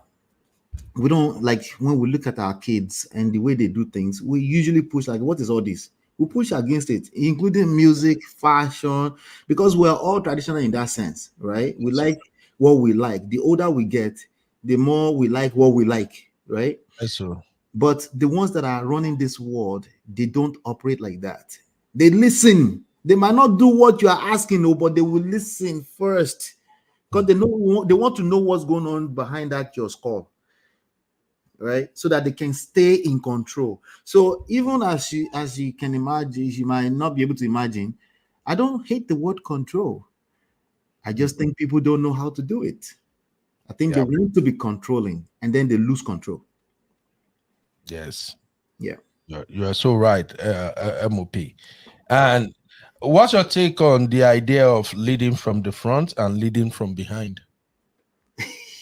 I was thinking about something else when you were saying that. I like it from behind. That's why I said you should go to jail. I knew what you were saying. Here's what you missed. Here's what you missed. What you missed is that I like leading from behind. I didn't like it from behind. I don't like taking it from behind. I like leading from behind. Yeah, really? Yeah, that's what I meant. But I also like it missionary style. But Oh Lord Jesus! Thank God, all these things have left the studio. MOP, you will just start fire here now, please. Who's corrupting this? We're trying to stick on topic. I'm sorry. MOP is taking off topic. I'm No sorry. comment. I'm No sorry. comment. MOP is doing the bad man right now. I'm Mommy sorry. and daddy fly. MOP is breaking bad. yo, everybody, that's my brother MOP stay channel. Yeah. MOP is a professional coach. He's a marriage counselor. He's very, very good at self-development, helping people get their marriage back. He got two lovely books. I've read one of the books twice now. I think it's even on my shelf. I know just because I'm rushing now, I can't grab it from here. No problem. Thank you so much. You got to read those books, man. And I do advise people that if you are struggling in your relationship, and you see, just like MOP have said severally, most times the issue we have in our relationship has to do with us, who we are. So we have to seek self-growth and development. And MOP is really good at helping people achieve that. Now, when it comes to dealing with your spouse, your wife, your husband, and everything, marriage na both village. It know they finish. Well, I know they finish. But there are some skills that you need, and these skills will go a long way to help you. Please. Look, I acquire everything I got now. I got to where I am right now in this Obodo Yimbo by watching YouTube videos mostly. So MOP, so I think his channel is one of the places I think you should be if you really want to learn and you want to improve. At first, you may not really grab what he's or how he's presenting it, but know this. Make I even try. Maybe MOP go see if I really understand that well. As far as MOP is concerned, here's the thing. You have to work on yourself. If you have a problem in your relationship and you are complaining, you should seek help. Seek professional help. And the way Or at least read.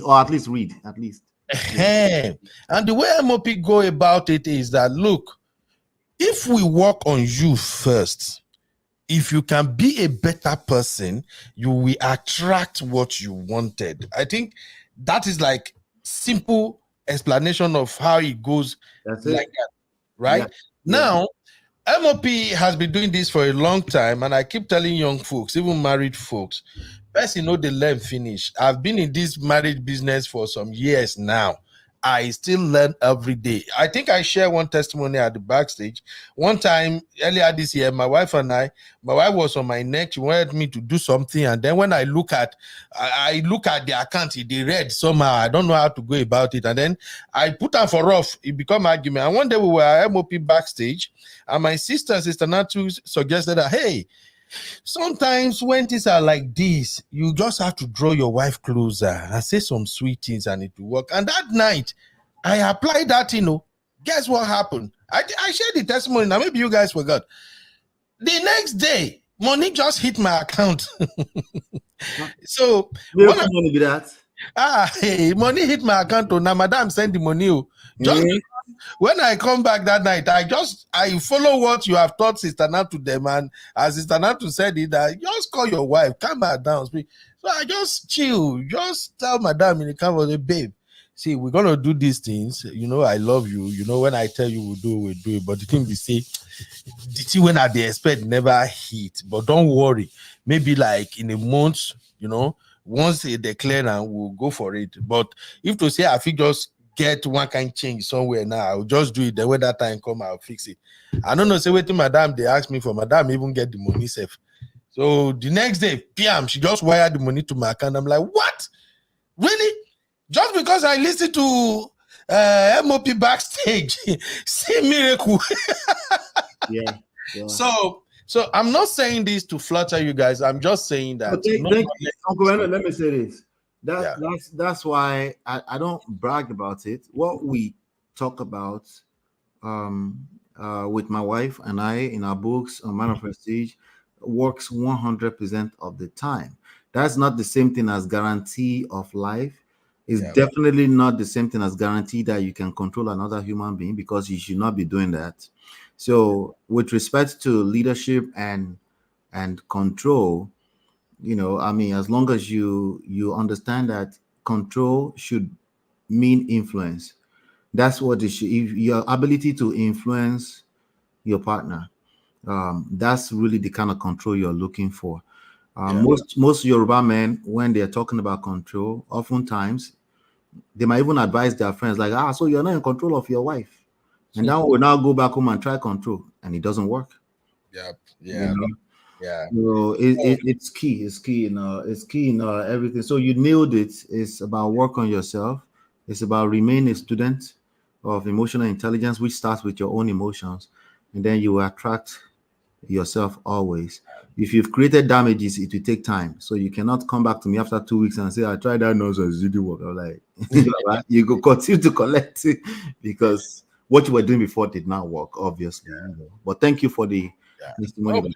No problem, guys. And when you go to Man of Prestige YouTube channel, do something that I usually do. Man of Prestige treats a lot of topics, and he usually draw lessons from what is trending on social media at times.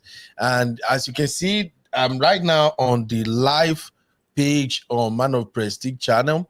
I want to recommend this particular video for you to watch. Send this video to your husband, your wife, everybody, especially men.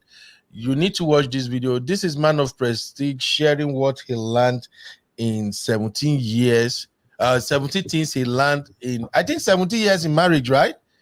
MOP. Yes, 17 years. Business for so long ago. Congratulations, MOP. Oh, thank you. Thank you. So please go and listen to this video. I think MOP promised me that the reduced version will be published today. So here's what you do. If you want to listen to the whole thing, go to the live session, click on this video and watch it. All the videos here are really, really good. They are educational. But the reason I'm recommending that you should watch this one in particular is because this is MOP telling you ho-ha. MOP na Yoruba man like me, and Agidikpo. But Baba have learned over 70 years, and these are the things that people paid to hear. But Baba just published this thing on YouTube for you to hear free of charge, So please go and listen. And if you want to go to the short version, I think every man MOP's video, he usually put timestamp. You see, right now, if you're looking at the screen, you will see the there time. You go. At 1 hour, 3 minutes. Yep. Yeah. So you can just go to the timestamp, 1 hour, 3 minutes, 70 meets the book after 70 years of marriage. So just click it and it take you straight to the video. All right. Thank you, Man of Prestige, for coming. Now, as we're rounding up, Cynthia, Cici.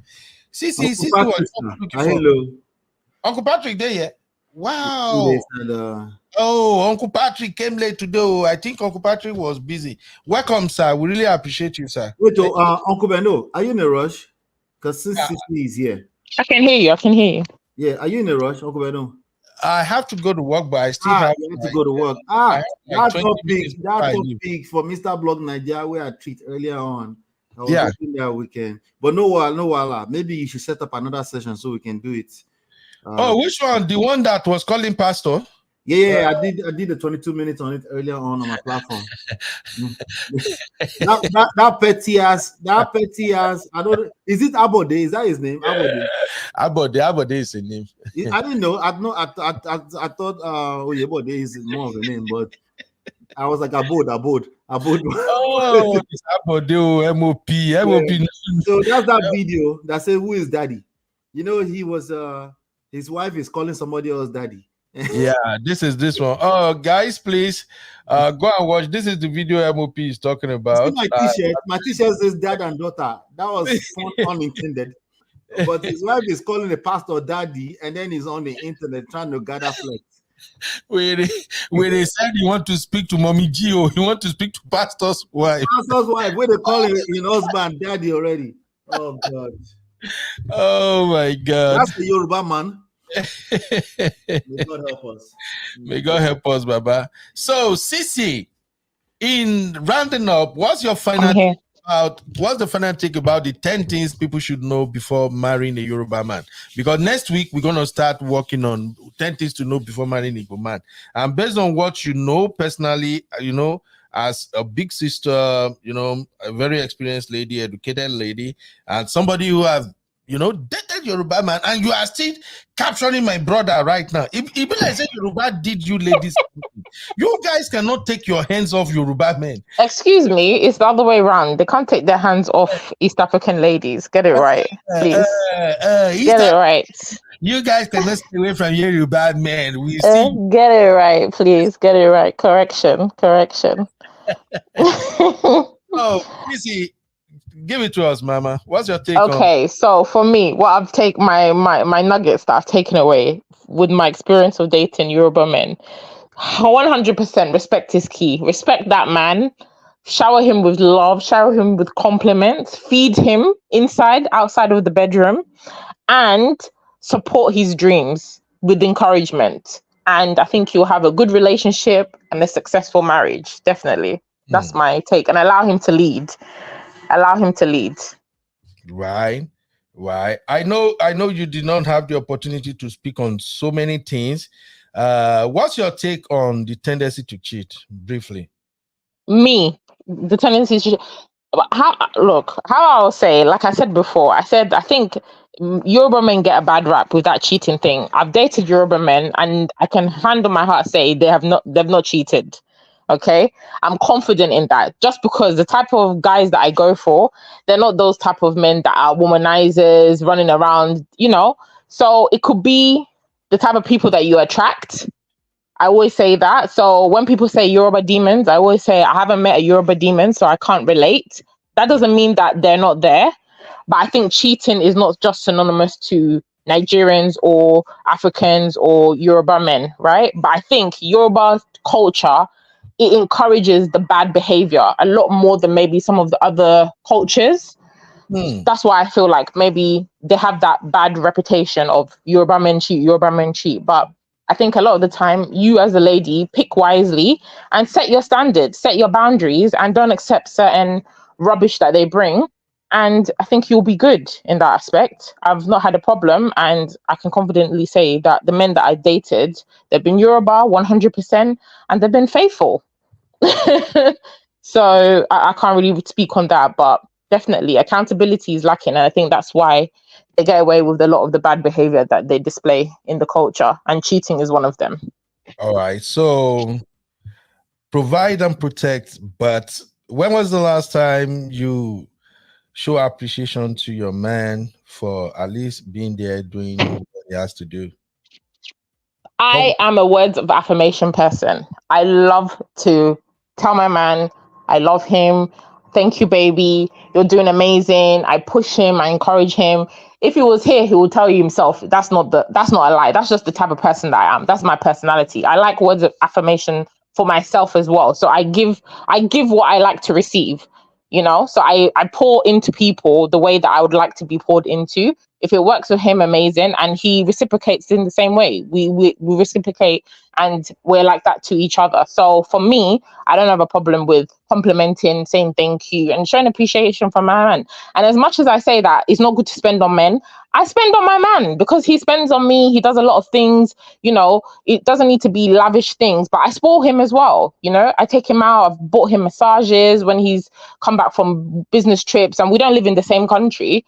And I've surprised him with a massage in his house, all those type of things. So I do that for my man because I love to make him, he's a good man. When you have a good man and you have a man who's attentive, a man that loves you in the right way, there's nothing that a woman will not do for that type of man. It's when you have these Mungo Parks that absolutely you will not get any appreciation. You won't get any love. But yeah, some of our ladies, I think we can definitely do better in the art of appreciating your man, even though it's standard things that he should be doing, like providing, protecting. But a thank you, or just, showing that man some love, it goes a long way. Everybody wants to be appreciated, man or woman, irrespective. So show love always. Thank you. And your man is from what tribe again? He's Yoruba, 100%. I told you. Hey, Yoruba. Not 100%. Where is my music? 100%. Okay. What's your take on love at first sight? MOP, you say what? She loves a Yoruba man. Yeah, baba. All right, Cece. So, what's your take on love at first sight? Real I quick. think the love at first sight. I think it's the love bombing. I don't think, for me, I always think African men, they just do too much with this. I love you, baby. I love you. Nigerian men love to do that a lot. It's irritating. They'll see you and be, oh, I love you. You're my wife. Oh, you're my queen. Oh, they want to take you out of whatever situation you're in. They'll give you the world. Rubbish. I'm like, you don't know me. Please shift. So they do like to those sweet mouth. My mom says honey in their mouth. They have honey in their mouth. Plenty sweet talk, but you just have to learn to decipher the ones that are. I'm not that type of person that easily falls for. You meet a guy, he starts telling you he loves you. From young, I've been like, nah, that is off-putting because you don't know me. What do you love? You might be attracted to me, say that, but love me. I think love is a strong word. We don't love you. We're not on that level at all. So I think it's not love at first sight. It's definitely lust at first sight, 100%. Infatuation, 100%. And they do throw that love a lot of the time to manipulate women in certain situations. You know, they know what they want to get, whether it's Kerewa or I don't know, for the woman to do something for them, they'll start throwing around love because they know women like to hear nice things. You know, but Cynthia, no. Cynthia, what's your account number? Cash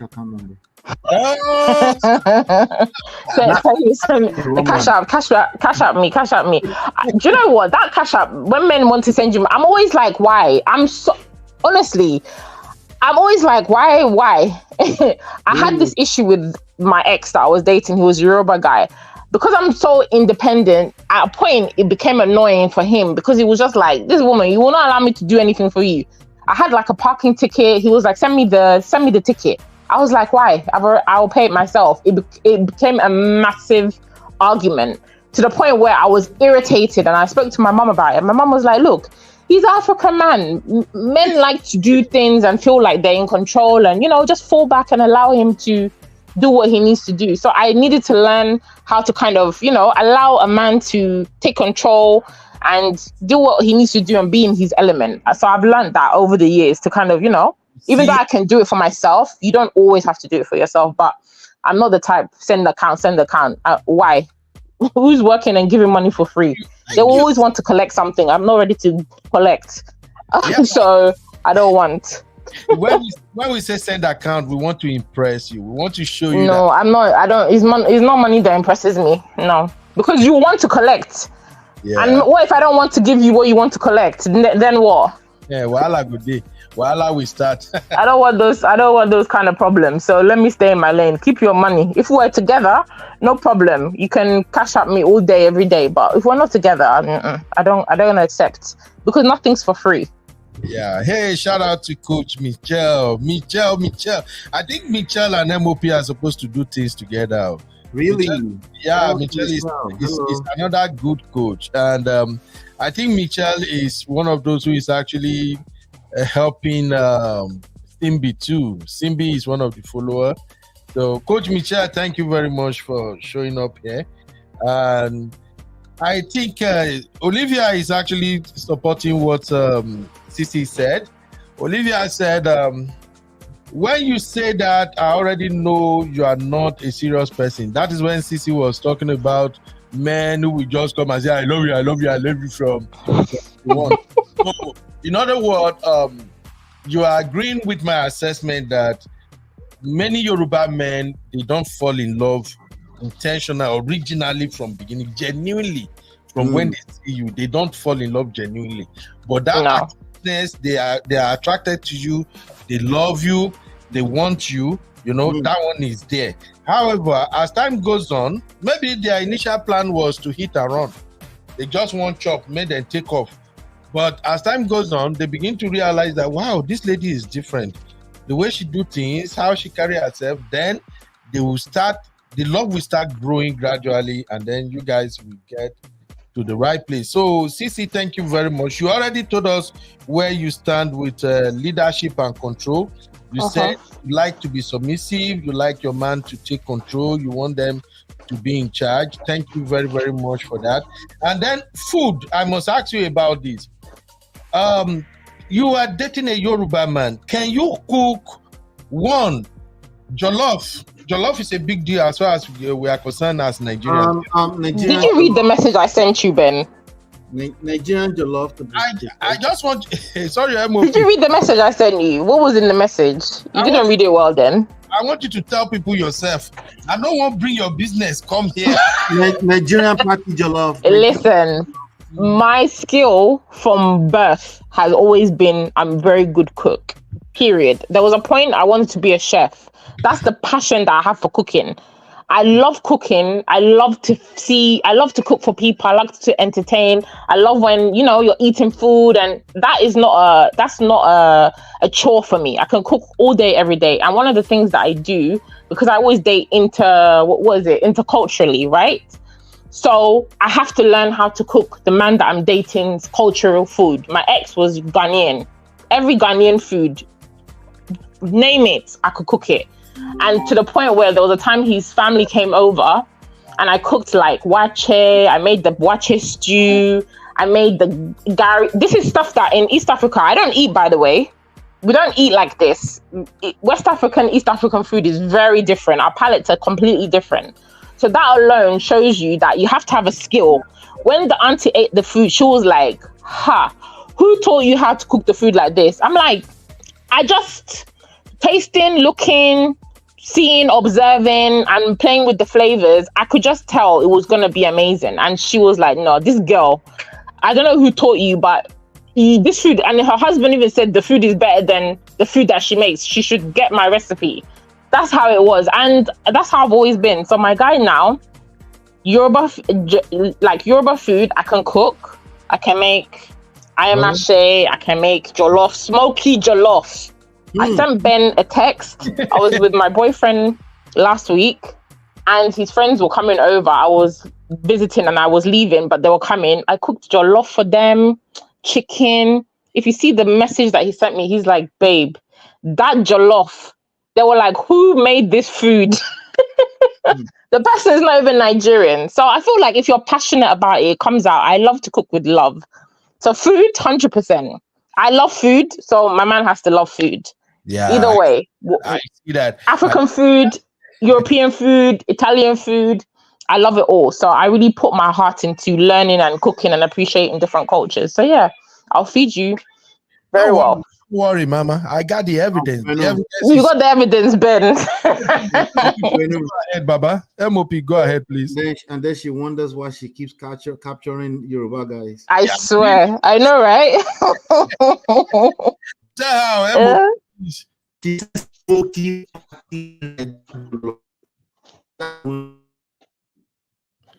Oh my God. Hello?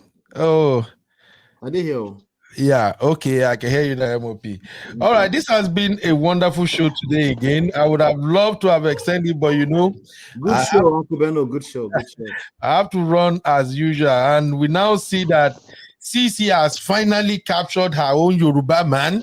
She's not going nowhere. But Sisi, where to MOP, I beg, never go. Because Sisi, where they drag, now Sisi caused wahala for today's show. I need Sisi to come and explain why he captured the show when we get to number 9 today. Sisi, you've catch up my brother, and I know he loves you like tomorrow, no day. And say everybody, we know you, Sisi, you are a soft babe. They stay weird, no go, at least. They do struggle love. That they do struggle love. Why do you say Nigerian men don't know how to do this kerewa thing? And yet you are enjoying the kerewa every day, Sisi. Excuse me, that's because I'm the type of person that I speak up. Because I enjoy it too, I need to make sure that it's good on both sides. So I will speak up. I'm not going to pretend to massage your ego. If the kerewa is rubbish, I'll tell you, babe, that was not it. Like, I think you need to do this. I have an ex. This guy was like, oh, I can't wait to do this. I can't wait to do. The day that we actually did the do, I was so disappointed. I was disgusted. I was like, huh? All this talk that you've been talking, it was poor. And because I liked him a lot, I said, you know what, babe? Nah. That stuff that you were doing, it wasn't working for me. Like, does that work for you normally? He's like, oh, he's never had any complaints. I'm like, are you sure? Because that stuff that you're doing, it does not work for me. So I feel like because I'm that, I can say it to you in love because I want us to have a good sex life, right? So I'm not going to pretend to massage your ego. You're doing pounding, and I'm just telling you it's fantastic. No, I'm going to tell you, no, we need to switch it up. And the man that I have, he ticks the boxes. He's not the closed-minded African man. He's very culturally exposed. He's very, he's dated different races. He knows how to, please a woman, go around the body nicely, everything. And our chemistry is very well aligned together. That area, we don't have problem. But I've dated other guys and I've had to school them. I've had to take them to school on the anatomy, understanding. Uncle, if this has been working for you, 100%, my sister has never been impressed, because this is rubbish and you need to fix up your game. So that's why I can tell you, a lot of your guys, they're not doing what they should be doing. They're just the women, but women, we are the ones that are giving you that false sense of confidence, because we're not telling you guys, like, babe, that wasn't it. Okay, that wasn't it. Don't collect. MOP. Let me talk to Sisi. Sisi supposed no say there are some things you don't tell a man. You are hitting below the belt. No, it doesn't. It's not that you're gonna say, it's horrible. You tell the person in love, you'll be like, nah, babe, that wasn't it. Like, I didn't really like when you did this. It didn't really work. And the person I'm not gonna pretend. Trust me, if I'm in it, you will know. If I'm not in it, you yourself, you will know. You will stop and be like, hello, what's going on? Okay. If you're an attentive person, if you're somebody who doesn't give a heck, and you just want to collect and you want to pass, then yeah, you probably won't notice. But for me, you'll know I'm not impressed. And you even have to stop and be like, what's going on? I'll be like, uncle, that's not working, babe. You're not pounding the yam properly. It's not about pounding the yam. No. That pounding is not for every woman. Please, come on, guys. MOP, please. Let me tell you that pounding takes strength. It takes a man who is. It does, Ben. I'm not saying that it doesn't take strength, but women don't want to be pounded. That's what you guys don't understand. Pounded. Even the Bible, in pain will you be having fun. Bible talk you in pain. Yes, so pain for who? How about let me pound you for 20 minutes and see if you will enjoy it. Why do I have to go in that? Why do I have to go into pounding? Let me pound you for 20 minutes straight and see if you will enjoy it. Come on now. That's torture. No, please, I don't want. Wow. Shout out to my sister Fash. Comfort Fash said, my husband eats only my fried rice. He would say, I have never enjoyed any fried rice like yours. Yeah. African men, we are like that, especially Nigerian men. We like women who cook good foods and we don't play around with that. But talking about this, Sisi, please, even when you know that a man, he's trying, but maybe he can only move from tier 1 to 4, and you are expecting to move all the way. Semi-truck gear is like 16. So men, as long as he's open-minded, the men that I've had to school in that area, they have been, because they like me enough. And we have that relationship, even though it may have bruised their ego, but getting over that ego bruise and pleasing me, as in us being together, that was more important. So they were willing to put in the work. That, like MOP says, you have to do the work. If you want the results, do the work. But that only comes if the person genuinely likes you and is invested in the relationship. If it's just a hit and quit, you're jumping from woman to woman. That's why I said all these men that jump from woman to woman, it doesn't mean they're good in bed, because you cannot be good in bed if you're jumping from woman to woman. Each woman requires a different skill. Each woman requires a different touch, right? It's not one size fits all for every woman. So the fact that a man goes from woman to woman, that does not tell you that he's good in bed. It just shows that probably he's not good in bed because he doesn't stick around long enough to actually learn that woman or appreciate the art of lovemaking. That's it. And that's a lot of African men. Not just Nigerian men. Okay. As we round up now, Simbi, you are the one who is still looking towards getting married, and you are having a Yoruba man. Have you learned anything from today's show, Simbi? Are you there? Cindy's there giggling in the back. She's a Yeah, it's bad a girl. lot. The moment you are attacking the men that they are not performing, she's just laughing. She was enjoying a bad girl. So, Simbi, what are the things you learned as a single lady looking towards marrying a Yoruba man? What have you learned so far? Bearing in mind what Man of Prestige said and everything. Niger network. Is she in Niger? She's in Nigeria. Otilo. All right, no problem. Thank you, MOP CC. Just round up for us. CC, you go first. What's your final take? In maybe 30 seconds. Love, respect, and appreciation. Those are the ways to, and food are the ways to a Yoruba man's heart. So if you want longevity, peace of mind, and give him peace, I think those are the four or five points that you should take away from tonight. Love, respect, and appreciation. And peace. Appreciation and peace. Okay. Love, respect, appreciation, and peace. You see that peace? You just won me over with that peace. I know my brother MOP always said that I shouldn't be saying I will call my lawyer. You see, if a woman will not give me peace, I will literally call I will even give you everything. I love my peace, so that's why I know they pass my boundary. I know MOP has taught us, don't stop considering that, work with your woman. But you see, CC mentioned it now. Me, I don't joke with my peace and happiness. I don't like anywhere that we are not happy, we are not smiling, we are not laughing. It's not me. My lawyer, meaning I'll call my lawyer where we end the OT, or I go just burn the whole place down. And you know, East Africans, we're very peaceful. We're not gra like West Africans, right? That's Nigerians, Ghanaians, all you West Africans. Your energy is just 24/7. East Africans, we're very mellow, we're very laid back, we're very chill. So me, I like peace. I don't want anybody to stress me. I've not been stressed in my life, so I don't want the man that I'm with or the man that I marry to stress me. It cannot work. So for my own peace of mind, you must have peace. There must be peace in the house. So sometimes there's things that your man will do. It's not everything you need to. It's not everything that you see you need to speak on as a woman, right? There's some things that you can learn to overlook within reason, right? And not to be nagging or just to be going on and on and on about certain things. Learn to overlook things, you know?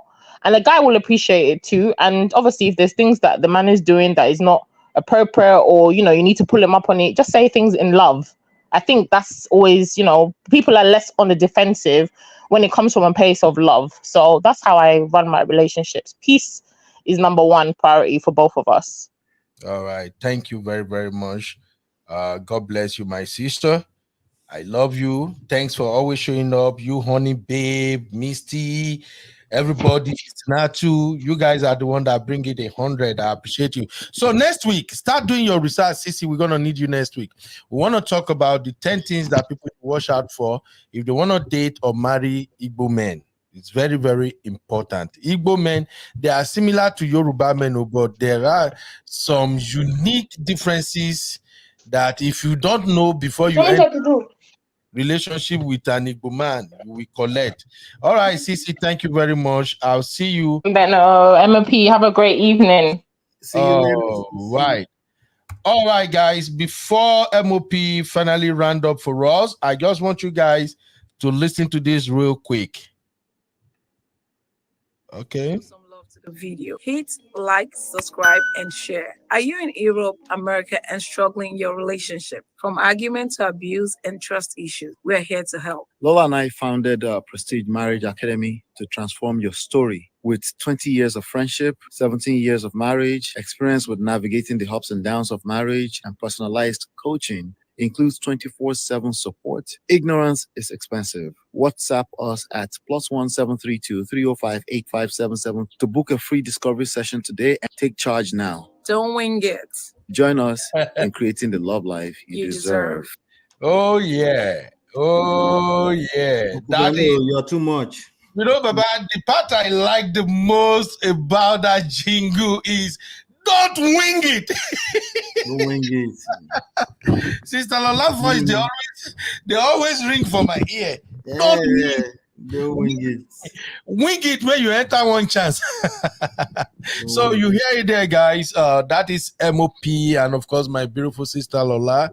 If you have any marital issue, please go and talk to them. I'm telling you right now, go and talk to them. It's for your own good. Everybody wants a happy home, but happy home just don't happen like that.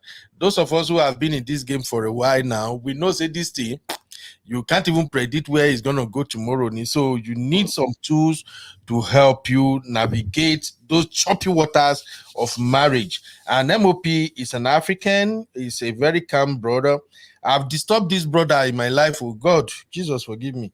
I've stressed this man on several occasions. And now for him platform, I dey stress and pass self. No mention, no mention. MOP will just recognize. You know, experience is really good. I think from his wealth of experience, once he sees I don't they enter my coconut head zone, he will just be like, okay, Ben is beginning to act one of these men now. He will calm down and he will break the situation down. So that is why I'm recommending him all the time. It's better you speak to somebody who has empathy, somebody who can walk in your shoe and help you grow personally. MOP, thank you for honoring our platform today. What's your final take on our today's show, Baba? Help me out. I mean, you do. This is a fantastic show. Good topic. Good topic. We are very good at picking these topics. So good topic. I think my final take is that as a Yoruba man, I like respect. I like peace of mind as well. Yeah. I like food. I love kerewa. Right.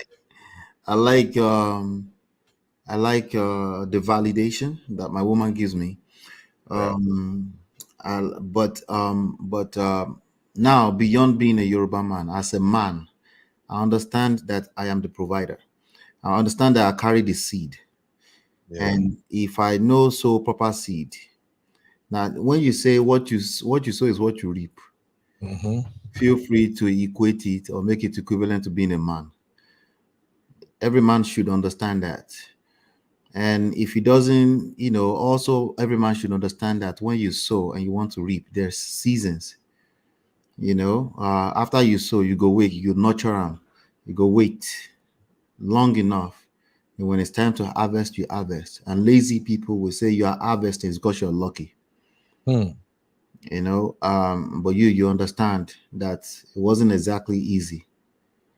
Yet all along, you understand that you still love peace, respect, kerewa, all of the above. So thank you, Uncle Beno. Keep doing what you're doing, bro. Definitely we have to cook something in terms of collaboration on a consistent basis. So no wahala, Baba. Let me just figure out this school wahala where they give me bad bills. It's not easy going to school with old age. The thing I don't just know, but we're getting there. But of course, you know me now. Anytime you holler me, you just tell me. No. We're one family, man. Once my schedule is sorted out, Baba, me, I won't learn. No, you know now. I'm always following you bomber to bomber. I have to take from that your anointing.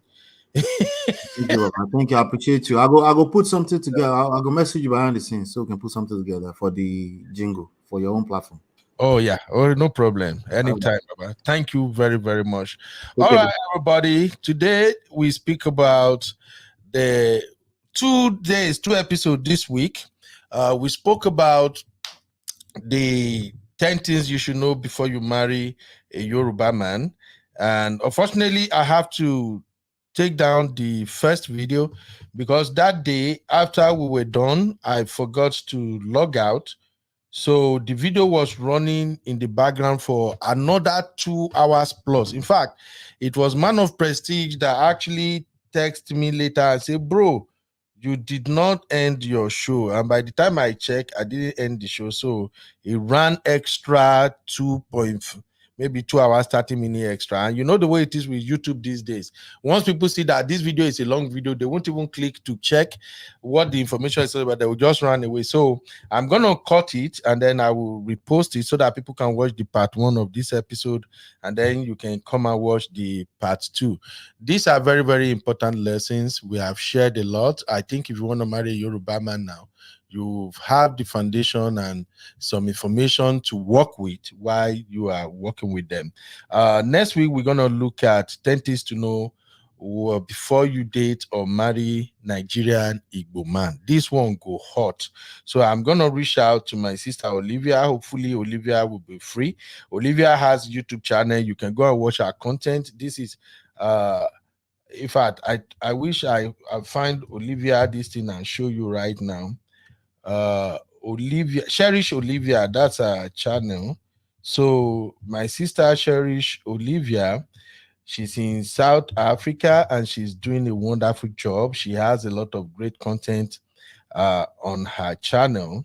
Okay, I think I found the channel. Let me show you guys real quick. Cherish Olivia, I will try and see if I can email her or get across to her somehow so that she can come over here and help me dissect this topic about what to know if you want to marry an Igbo man. That is her YouTube channel. Let me share the link. Please go and subscribe and follow her.